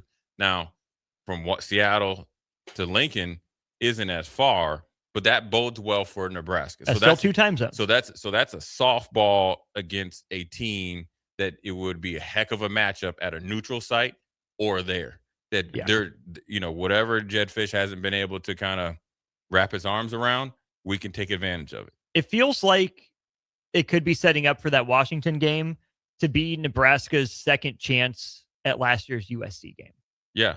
And obviously the brands aren't the same, but I'm assuming if it's a Halloween game, I guess if things go right or whatever, maybe let's say you're 5-2, and maybe for Washington's sake, and maybe they're the same record, maybe ranked, that it gets you a later start or a night game, right? Like you got against USC. And there's history with Nebraska and Washington at a night game. So you can kind of play into that. Do you know a thing or two about that? We played up there when we beat the brakes off them. We delivered that butt kicking first class to them. But a few years prior, I remember, I think John Perella and all those guys, they went berserk against Washington at home. And so there's some history there. So that's a softball for Nebraska to take advantage of it. And it's also that game probably tells you more about this season than anything, because it gives you a glimpse into, the mental makeup, because you're coming off 2 hard games, a road game, then a bye week, which is hard around here, because if you win going into the bye week, you're the next coming of the 95 Huskers team. If you lose going into the bye week, you're the next coming of Scott Frost and Bill Callahan teams. And then there's a lot of they don't really work the whole bye week like we did. So the players can lose focus a little bit. Edge. So that's the maturity and discipline. It shows you a lot, right? And then you got to play a team athletically that over the last recent history has put a lot of pro guys into the league, high, draft choices. And you got a coach that can, put up some points. And so you're going to have to show a lot of aura around that game. But that game can, if you're able to come back and play well and win that game, it makes that short week going to Illinois so much easier. and it actually gives you an advantage to go on the road because you've done some things that you haven't done before. So the mental makeup going on that game, and then you come back with an extra day's rest. You don't perform well after Illinois going to Rutgers if you don't handle the bye week in the Washington game well. Sure. In general. Yeah. And then after that, if you're playing with house money, it makes a highly motivated Ohio State team, a highly disciplined Ohio State team, a very, very talented Ohio State team in that game, totally different coming in where, guess what? You have the elements that work well for you based on their style of play. And if you've been playing well enough, then you feel like you can match up well, and that's where you're going to get the look-see test of what you're saying. Like, the judge will say, look, I'll know it when I see it. I'll know the last 2 games if you guys can finish or not. I'll know it. You don't even have to say anything. Yeah. You'll just have to do it. And you'll have to do it for 8 quarters, 2 games. Yep. Because they're going to be there. You got when you end the season, you don't have Indiana going to play Purdue. Right. Where you could put the third team out there and the game would be over in the third quarter, right? Whereas these last 2 games for Nebraska, you're going to have to finish. You're going to have to be able to compete at a level for 8 quarters this late in the season because you're going to be playing 2 teams that are going to be playing for goals that go beyond that game. That are hopefully your goals as well. Right. Because if you've gotten to that point, like you're talking about, guess what? Your goals are probably the same as Iowa's goals. Right. Maybe a step behind Ohio State's goals is as good and talented as they are. And that's sure. But you're in the same neighborhood. You're in the same neighborhood. Playing you're for the same zip thing. Code. Same little, gated. You're in the gated community now, right? You're not in the 2-bedroom penthouse, but you're in the 1-bedroom apartment. You're in the gated community. You're going through security going up to your condo apartment. Need a code. Yeah, you need a code. Now Ohio State's in up there where you need another code to get up in there, but Iowa's kind of like that resident in the high rises that's always consistently paid their rent or their mortgage, always kept their place clean. Has a better view than what people they're okay with not having a view over the water. They're okay with seeing another building, right? Because they feel like, we got a little bit more space. We do more with less. We can it works for us. It works for us. This is the greatest place that we've been on. And so we want to break in there. We want to, try to take a little bit off what they're doing. But those 2 games right now, or those 3 games, when you look at Washington and all that, are the ones that really tell you a lot more. Those things tell you internally who you are or what we are, that will bleed out, for years to come. Yeah. And it's interesting when it came out. Everybody's like, "Oh, we got to play Illinois on Friday." Well, so what? I think and I get it, it's stuff to talk about. When people stop looking at the schedule and looking at what we do, that helps you out short term and long term. Because if you handle your business, it doesn't matter when you play. No. And now, when the next segment we'll talk about, like if you have, right now, if you're looking at Illinois game, right, and you play at 3:30 Saturday, right? Okay, so you're already on a short week, anyways. Now you're on a short week based on when the time kicked off. Yeah. And you got to be careful, Nebraska fans, because you'll be mad if the game starts at 11. So let's say 3:30 or 2:30. Well, then if you're practicing in the afternoon on a short week, that means Sunday, Monday, Tuesday is pretty much the only days you're really practicing. Then you got to think about rest and recovery and schedule and not being off schedule, because if that Illinois game is at 7:00, you put in some night practices then and all that, then how does that affect you the week later? Do you get back on regular schedule, or since it's later in the year, do you do it? So, scheduling and being able to have your team perform at its peak, is part of it. And when you're doing something that's a little bit different, now obviously there's data showing that, like Kirby Smart knows, we practice in the afternoon. Well, let me ask you this. Is it that big a deal, the practice time? Should you it really is? Makes that big a difference? Like games at night, you want to practice at night? Oh, or have these guys been around enough in terms of you'd like to play you'd like to practice and you want your clock to be ready. You want your schedule to be changed. I mean, the Patriots have been known to do that. That's why teams stay out on the West Coast and for 2 weeks and all that. That I understand. Yeah. But like Nebraska and Illinois are both in the central time zone. You know, Sure. and But if you're used to practicing in the morning in a night game, you want to kind of replay your practice time. You want to be ready. You want to replicate a game. but is all that switching good? I mean, wouldn't it just go play the game when it is? You know, if we're an afternoon practice team, we're just going to practice in the afternoon. Right. You know what? Yeah, this week is a little bit different, but we don't have to switch our whole weekly routine just because of the game time. It wouldn't be weekly, but it's a cumulative effect of where you're at. You know what I mean? So if you're a morning team, you'd be morning, and then maybe throw in a night practice there wouldn't throw you off, especially late in the week. Right. And the way that they practice, you know, they don't like like a lot of walkthroughs and stuff. You know, you kind of really want to get your clock later in the week, not earlier in the week. So I guess maybe I misstated. Well, no, I get what you're saying. But when you practice, I always felt like practicing. Now we practice early afternoon. We practice. We're probably on the field. I don't know, the latest 3. Probably was on the field before that. Off the field, you know, if we start at 2, done at 4.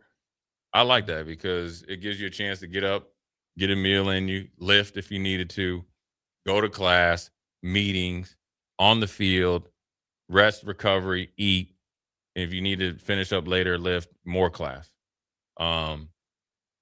You know, in the morning, we you know, of course, we did 2-a-days and stuff like that. You just adjust to it. You know, I mean, I think anytime that you're doing something that you love, it doesn't matter what time. I just felt like for me, I mean, that's the way we practice in the pros. We practice in the afternoon. It's because we're able to get a lot more work done. And once you're kind of there, you're there, and you just one time. You get in there versus periodically. Right. And you brought this up because, you know, fans are going to make a big deal out of it. Does the team make a big deal out of it? Like, oh, hey guys, don't forget, you know, we have morning practices this week. That's a morning game. Yeah. Or hey guys, we have a night practice this week. If the team doesn't care and it's just, hey, you just switch it up, then it's fine. Yeah, but if the team makes as big a deal of it as, oh, this is different, then to me it's in their heads. And why? Yeah, you're not changing your whole week. You're just at least if you're playing. Okay, so if you're playing on the West Coast. Like when we so Houston, when we go to the West Coast, and so it's obviously a significant time change. You know, later in the week, we would maybe just start practices a little bit later, just a couple days. It's not your whole week. Gotcha. Because that doesn't do you any right? Because you know, at the beginning of the week, you're coming off a game we played on Sundays. You know, you want to make sure you're getting as much recovery and game planning in as a normal week, so you're set there. But as you get closer to the game, we change just a couple starting times and all that. So when we got there, whether it's a day or 2 early, it didn't affect our sleep clock. Right. And it didn't, you know, we'd like to think it didn't affect your performance. So it won't be a big a deal. But I do know, like, I mean, I think we had players passed away before, you know, they're talking about what time they like to play. Now that's probably more of a problem than changing your schedule. Because if you're worried about what time you're playing, then I don't think this team worries about that. So I think just making sure that you're on a routine, the players, once they know it and once they know it well in advance, then any change, then it's not foreign to them. Because that's what you want to do. The more information that you can get to athletes earlier, even if it is something that they're not used to, by the time it happens, they're okay with it. You know, nobody likes last minute change. Oh, we were supposed to practice at 6. Well, guess we're practicing at 6 a.m. That throws everybody off. So, anyways. Got some breaking news. The College Sports Commission has won its arbitration case against Nebraska and its players. Oh, heck no. You know, we're going to take a quick break. We're going to talk about that. We're going to talk about Nebraska. First of all, you get the 4 seed in softball, than this. Nebraska just can't win for losing. Anyways, Jay Foreman, Austin Orman. We'll take a quick break. We'll be right back. You're listening to Old School with Jay Foreman and Austin Orman. Download the mobile app and listen wherever you are on 93.7 The Ticket and theticketfm.com. Graham Tire presents life's greatest adventures. Okay, buddy, here we go. Just keep your eye on the ball. All right, just swing right through it. Yeah, good job. Way to go. Hey, run it out. Okay. Great road trips start with great service. Graham Tire, your tire store next door, with 5 convenient Lincoln locations, getting you to the places that matter most. The end of the school year is drawing near, which means graduation parties are coming soon. Are you prepared for hosting? Führer's Cheese Spread is the dip that brings everyone together to celebrate graduations and the close to a great school year. And it goes well with crackers, meats, soups, and more. how could you consider throwing a party without it? Get to your local grocery store today and load up on Führer's cheese spread. No graduation party is complete without it. When something breaks, you want someone you can trust to fix it right. Empire Repair is now open in Waverly and ready to serve our community with reliable auto repair and maintenance. From routine service to bigger repairs, our team is here to keep you on the road. Stop by Empire Repair in Waverly or call 402-786-2224 to schedule your service today. Empire Repair, proud to serve Waverly. At Cedars, we're here to make sure that kids have the safety and stability that every child deserves, where they're protected and where they feel safe. You make this possible. Today, more than ever, we need your support to be here for kids who have nowhere else to call home. Now through May 28th, make a big impact through Give to Lincoln.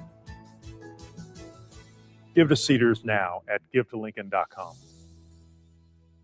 This is Jordy Ball for Anderson Ford. For years, Anderson has relied on an exceptional customer experience. But just this once, they're going to rely on a really great pitch. Right now, lease a 2026 Ford F-150 for $197 per month for 36 months. Experience better at Anderson Ford.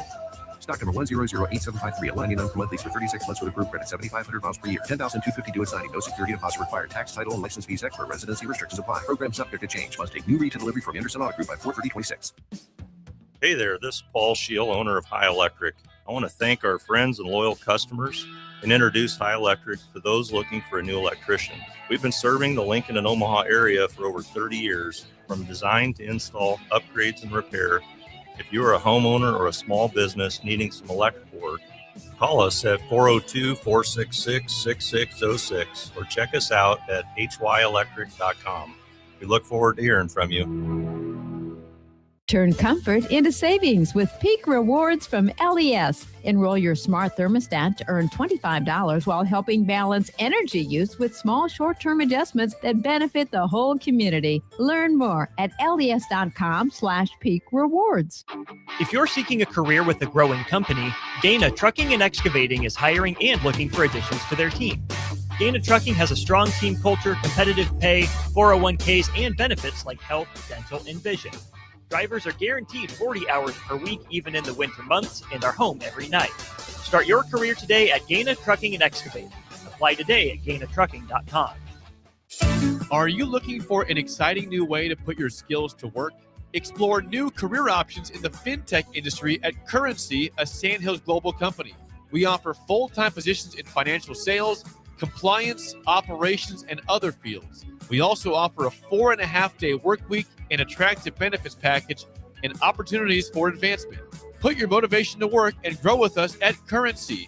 Visit gocurrency.com/careers to learn more. Sandhills Global is growing right here in Lincoln.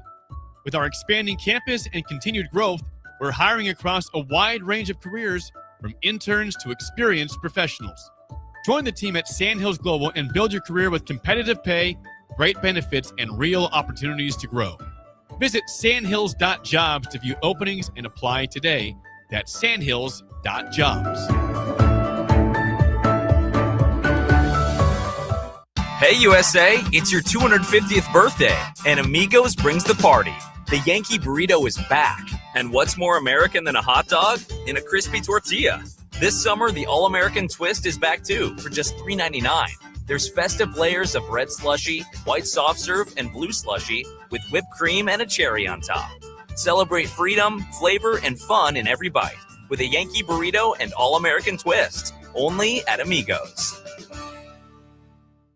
When tacos and quesadillas join forces at Amigos, something seriously delicious happens. Quesadilla tacos. Crispy on the outside, gooey on the inside, folded taco style, and stuffed with bold seasoned flavor. It's like your favorite quesadilla and taco teamed up for the ultimate spring fling.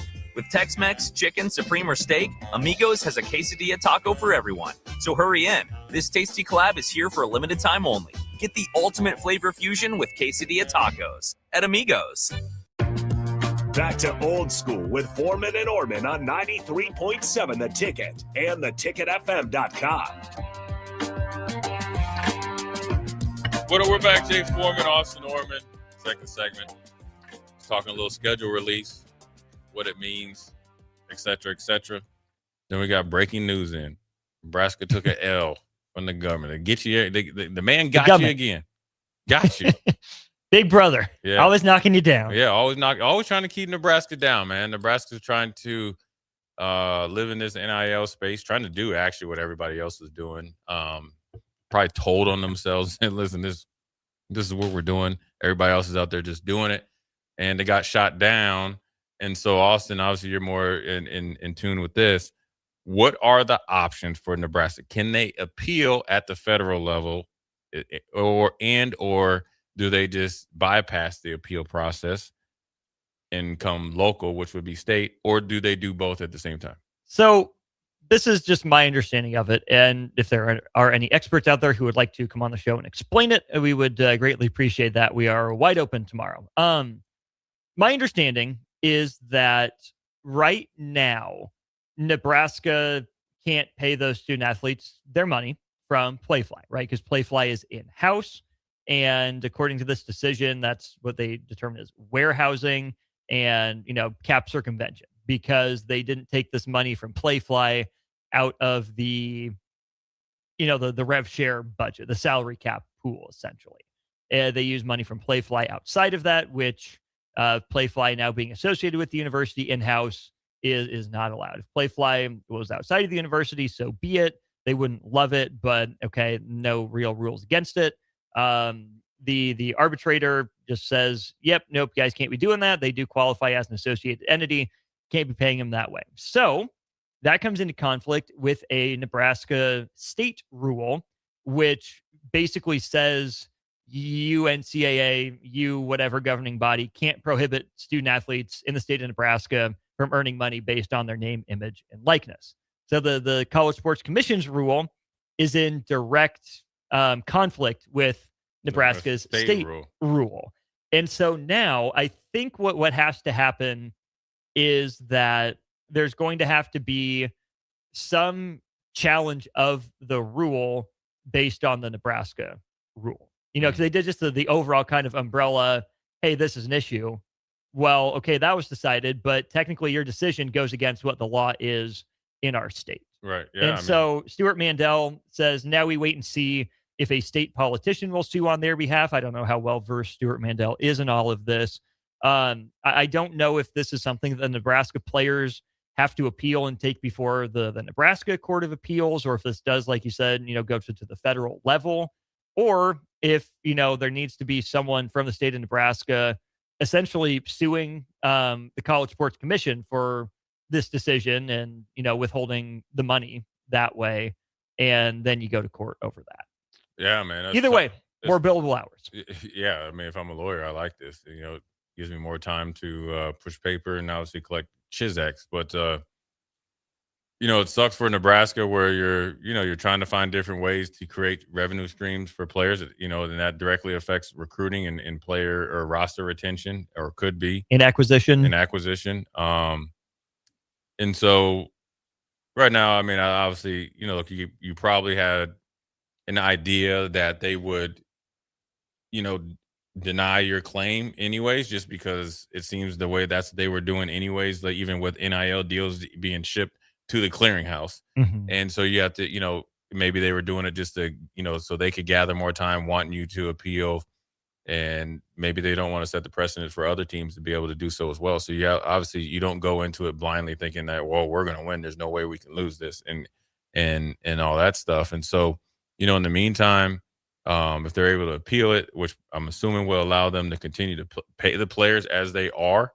And then as they maybe, look towards a local lawsuit, meaning state lawsuit against the ruling, will allow you to do so as well. And, it's, Nebraska, when you think about it, when you look at wanting to play during COVID, I guess only being brave enough to do so, to say that they wanted to play. And then obviously things start to work, magically, rapidly after that to get some form of fashion or some form of the season. And now with this whole, clearinghouse, or not clearinghouse, rev share, there's supposed to be somewhat of a salary cap. Obviously teams like LSU has found a way around that. You can't have a rev share for your whole, sports programs of 20-some million, and you have a roster of 30, 35 million. It just doesn't – the math is definitely not mathing. And so for Nebraska, I think it's my old analogy is, what type of diarrhea do you like?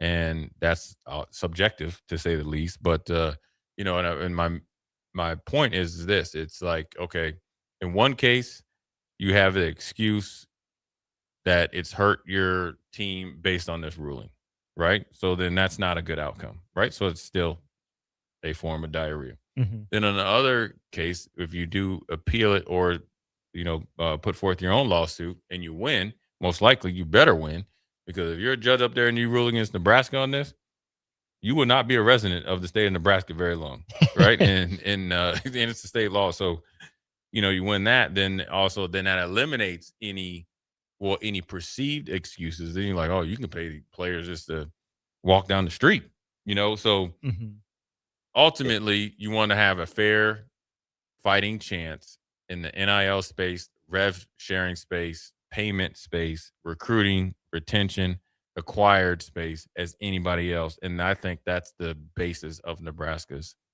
lawsuit. So the rule that I've been attempting to read over here very quickly deals primarily with eligibility. I think I'm on the right one. Nebraska Revised Statute 48-3603 doesn't really say anything about where the money is coming from, because you have to remember this rule was passed at or around the outset of NIL in general, where, okay, if we're taking any money, are we going to be ruled ineligible? Right. Which is not at stake here in this case, right? Nebraska's players that were / are attempting to get paid by Playfly still eligible, just can't have the money. Right. Well, okay, actually take that back. Either if they've gotten paid, they either have to return the money or they forfeit their eligibility, which might come into play here. Or if they haven't gotten paid yet, they just can't get the money, is my understanding. Man, you better get that thing in that lawsuit. I ain't getting back none of that money. Well, then you lose your eligibility. But that's where it would come into conflict with this rule. No post-secondary institution shall uphold any rule, requirement, standard, or limitation that prevents a student athlete from fully participating in an intercollegiate sport for such post-secondary institution because such student athlete earns or intends to earn compensation for the use of such student athlete's name, image, or likeness rights or athletic reputation. Where this might get tricky is there was no college sports commission when this was passed. And so does the college sports commission... Can you get grandfathered in since before, right? This rule... You tried to pass this rule proactively, and you didn't see this commission coming. It was a blind spot. And so now, does this college sports commission count as a post-secondary institution? I don't think so. I think that's outside the scope, because a post-secondary institution would be the university, the college, would be even potentially. So even, here, rule number 2 or statute number 2 in this, no collegiate athletic association shall penalize a student athlete or prevent a student athlete from fully participating, yada, yada. No collegiate athletic association shall penalize a post-secondary institution or prevent a post-secondary institution from fully participating, yada, yada. So maybe this college sports commission in Nebraska's argument would fall under collegiate athletic association. But the only way that would, I think, fly is that the CSC would say, well, Nebraska signed the House settlement. They knew this was against the rules. They broke the rules. Unless the commission doesn't count as an athletic association.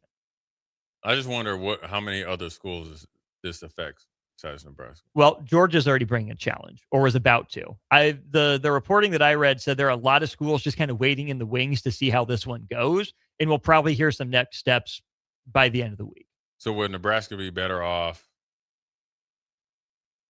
to challenge it as a group or individually? I mean, obviously the ace in the hole, hopefully, is to be able to bring a lawsuit here, which then allows you to continue along. It's kind of like Ole Miss did with Chambliss. It allows you to continue along, as is.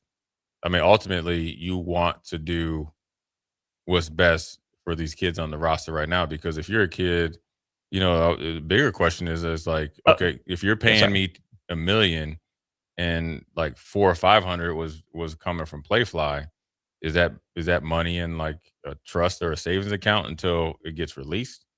So I would hate for a kid to have it, and obviously, ideally, not to even spend all of it. But even if it was a $10,000, that's more realistic for these kids to go take a vacation. They get a lot of time off, and then next thing you know, it's like, yeah, that $10,000 you got to get it back. Keep reading, kids. That's the moral of the story here. Number 4, no post-secondary institution, college, university shall be prohibited from creating, identifying, facilitating, enabling, or supporting student-athlete NIL activities. You should not be prohibited from entering into agreements with a third-party entity to create, identify, facilitate, enable, or support name, image, or likeness activities. So, okay, that seems to be where it's covered. Right. Statute 5 here, no third-party entity or individual shall be prohibited from communicating with the student-athlete to create yada yada NIL activities. They shall not be prohibited from compensating a student-athlete for the use of NIL rights or compensating student-athletes for promotion of events. So there, I think, is where Nebraska might have a case, in that the state rule says, hey, this rule says you can't prohibit someone like Play Fly from doing any of this. Right.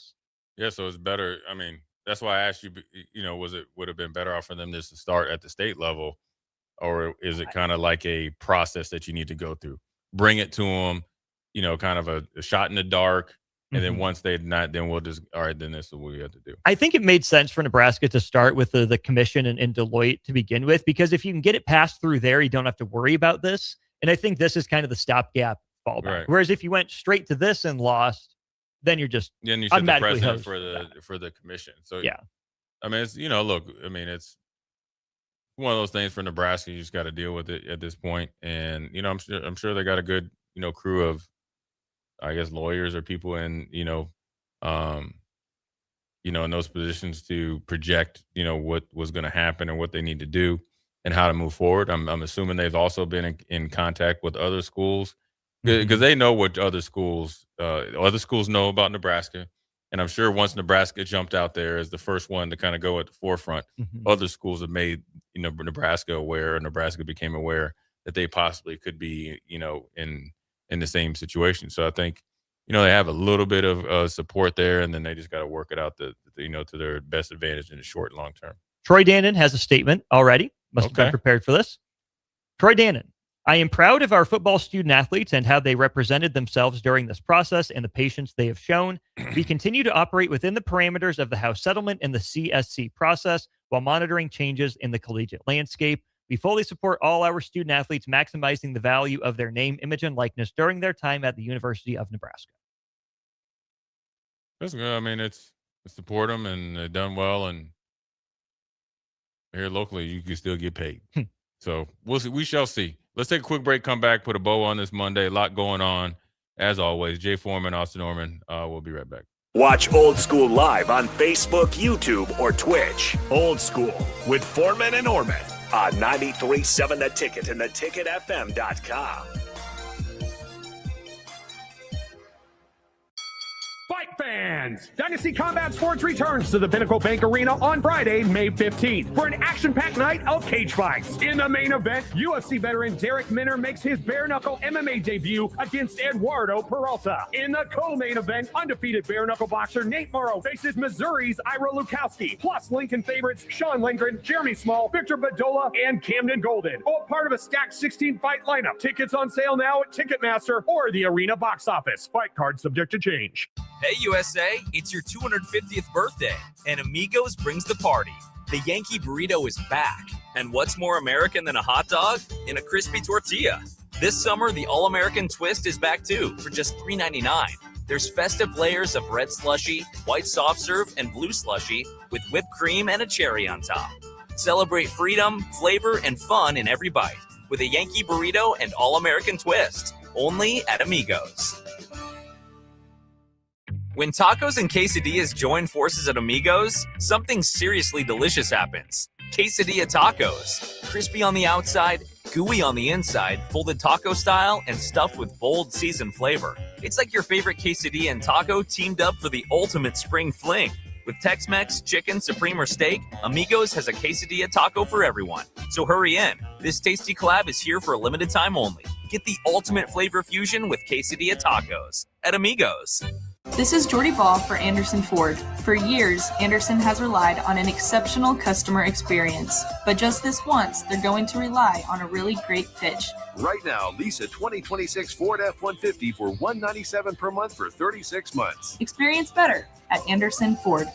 Stock number 1008753. $199 per month lease for 36 months with approved credit. 7,500 miles per year. $10,250 due at signing. No security deposit required. Tax, title, and license fees extra. Residency restrictions apply. Program subject to change. Must take new retail delivery from Anderson Auto Group by 4/30/26. Lincoln's go-to for fun isn't new. It's a place that's been a staple of the city for years and is only getting better. Matson's Bowling and Billiards always has open bowling available with no long lines unlike other centers. They have live music almost every weekend and great food at EJ's Bar and Lounge, with seating for 150 people. They have popular meals like the EJ Burger, pizza for the whole family, and famous EJ's Wings. Contact Sarah to book a party for friends, coworkers, or family at Matson's Bowling and Billiards, just south of 48th and Holdridge.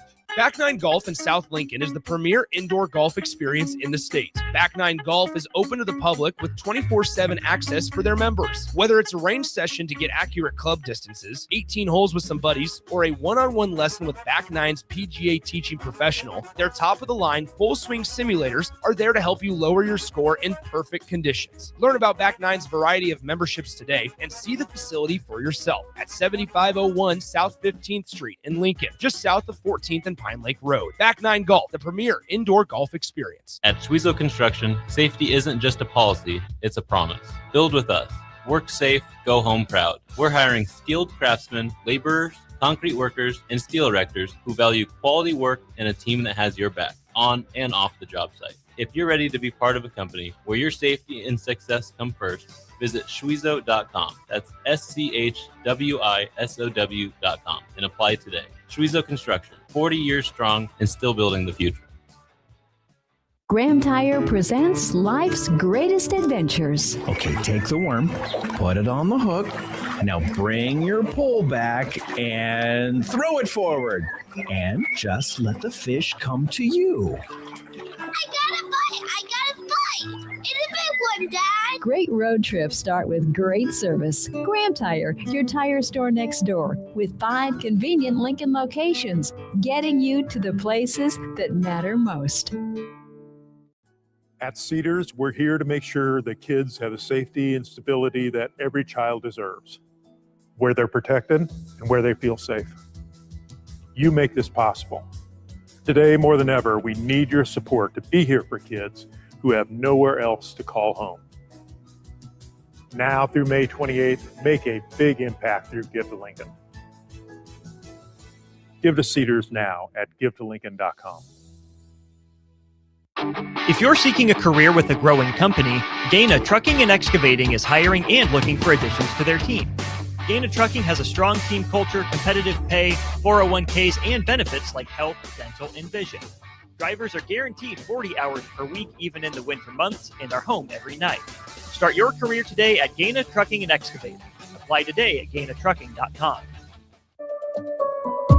Sandhills Global is growing right here in Lincoln.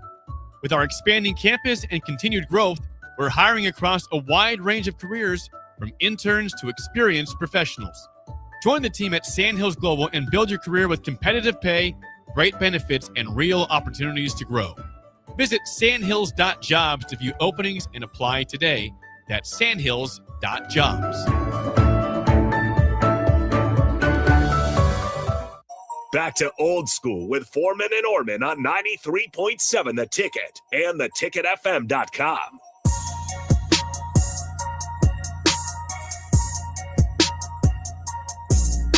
What up? We're back. Jay Foreman, Austin Orman. Quick segment here, putting a bow on this Monday, man. A lot's been going on. A lot was going on last week. Caught up. A lot was going on today. Obviously, we have breaking news. Mike Hilgers, you are now on the clock. With the first pick in the CSC draft. You have all the emotional baggage of over 1 million people awaiting your swift swipe of the pen. Mm-hmm. And send on the DocuSign to file it. Auto pen it. Yeah. Come on. Yeah. So it's we shall see. It's not. I don't think the story's. I don't think the case is closed or the subject is closed. No. Nebraska will counterpunch and obviously hopefully come back out on top. But For us, we're at the top of our hour and top of our show. 3 hours go by quick, super quick today. Keep tuning in all week. More breaking news, but then also more good vibes. Appreciate everybody texting in. Appreciate everybody welcoming me back, even you, Eric. For Jay Foreman, my man, Austin Orman, we're old school. We'll holler at you tomorrow.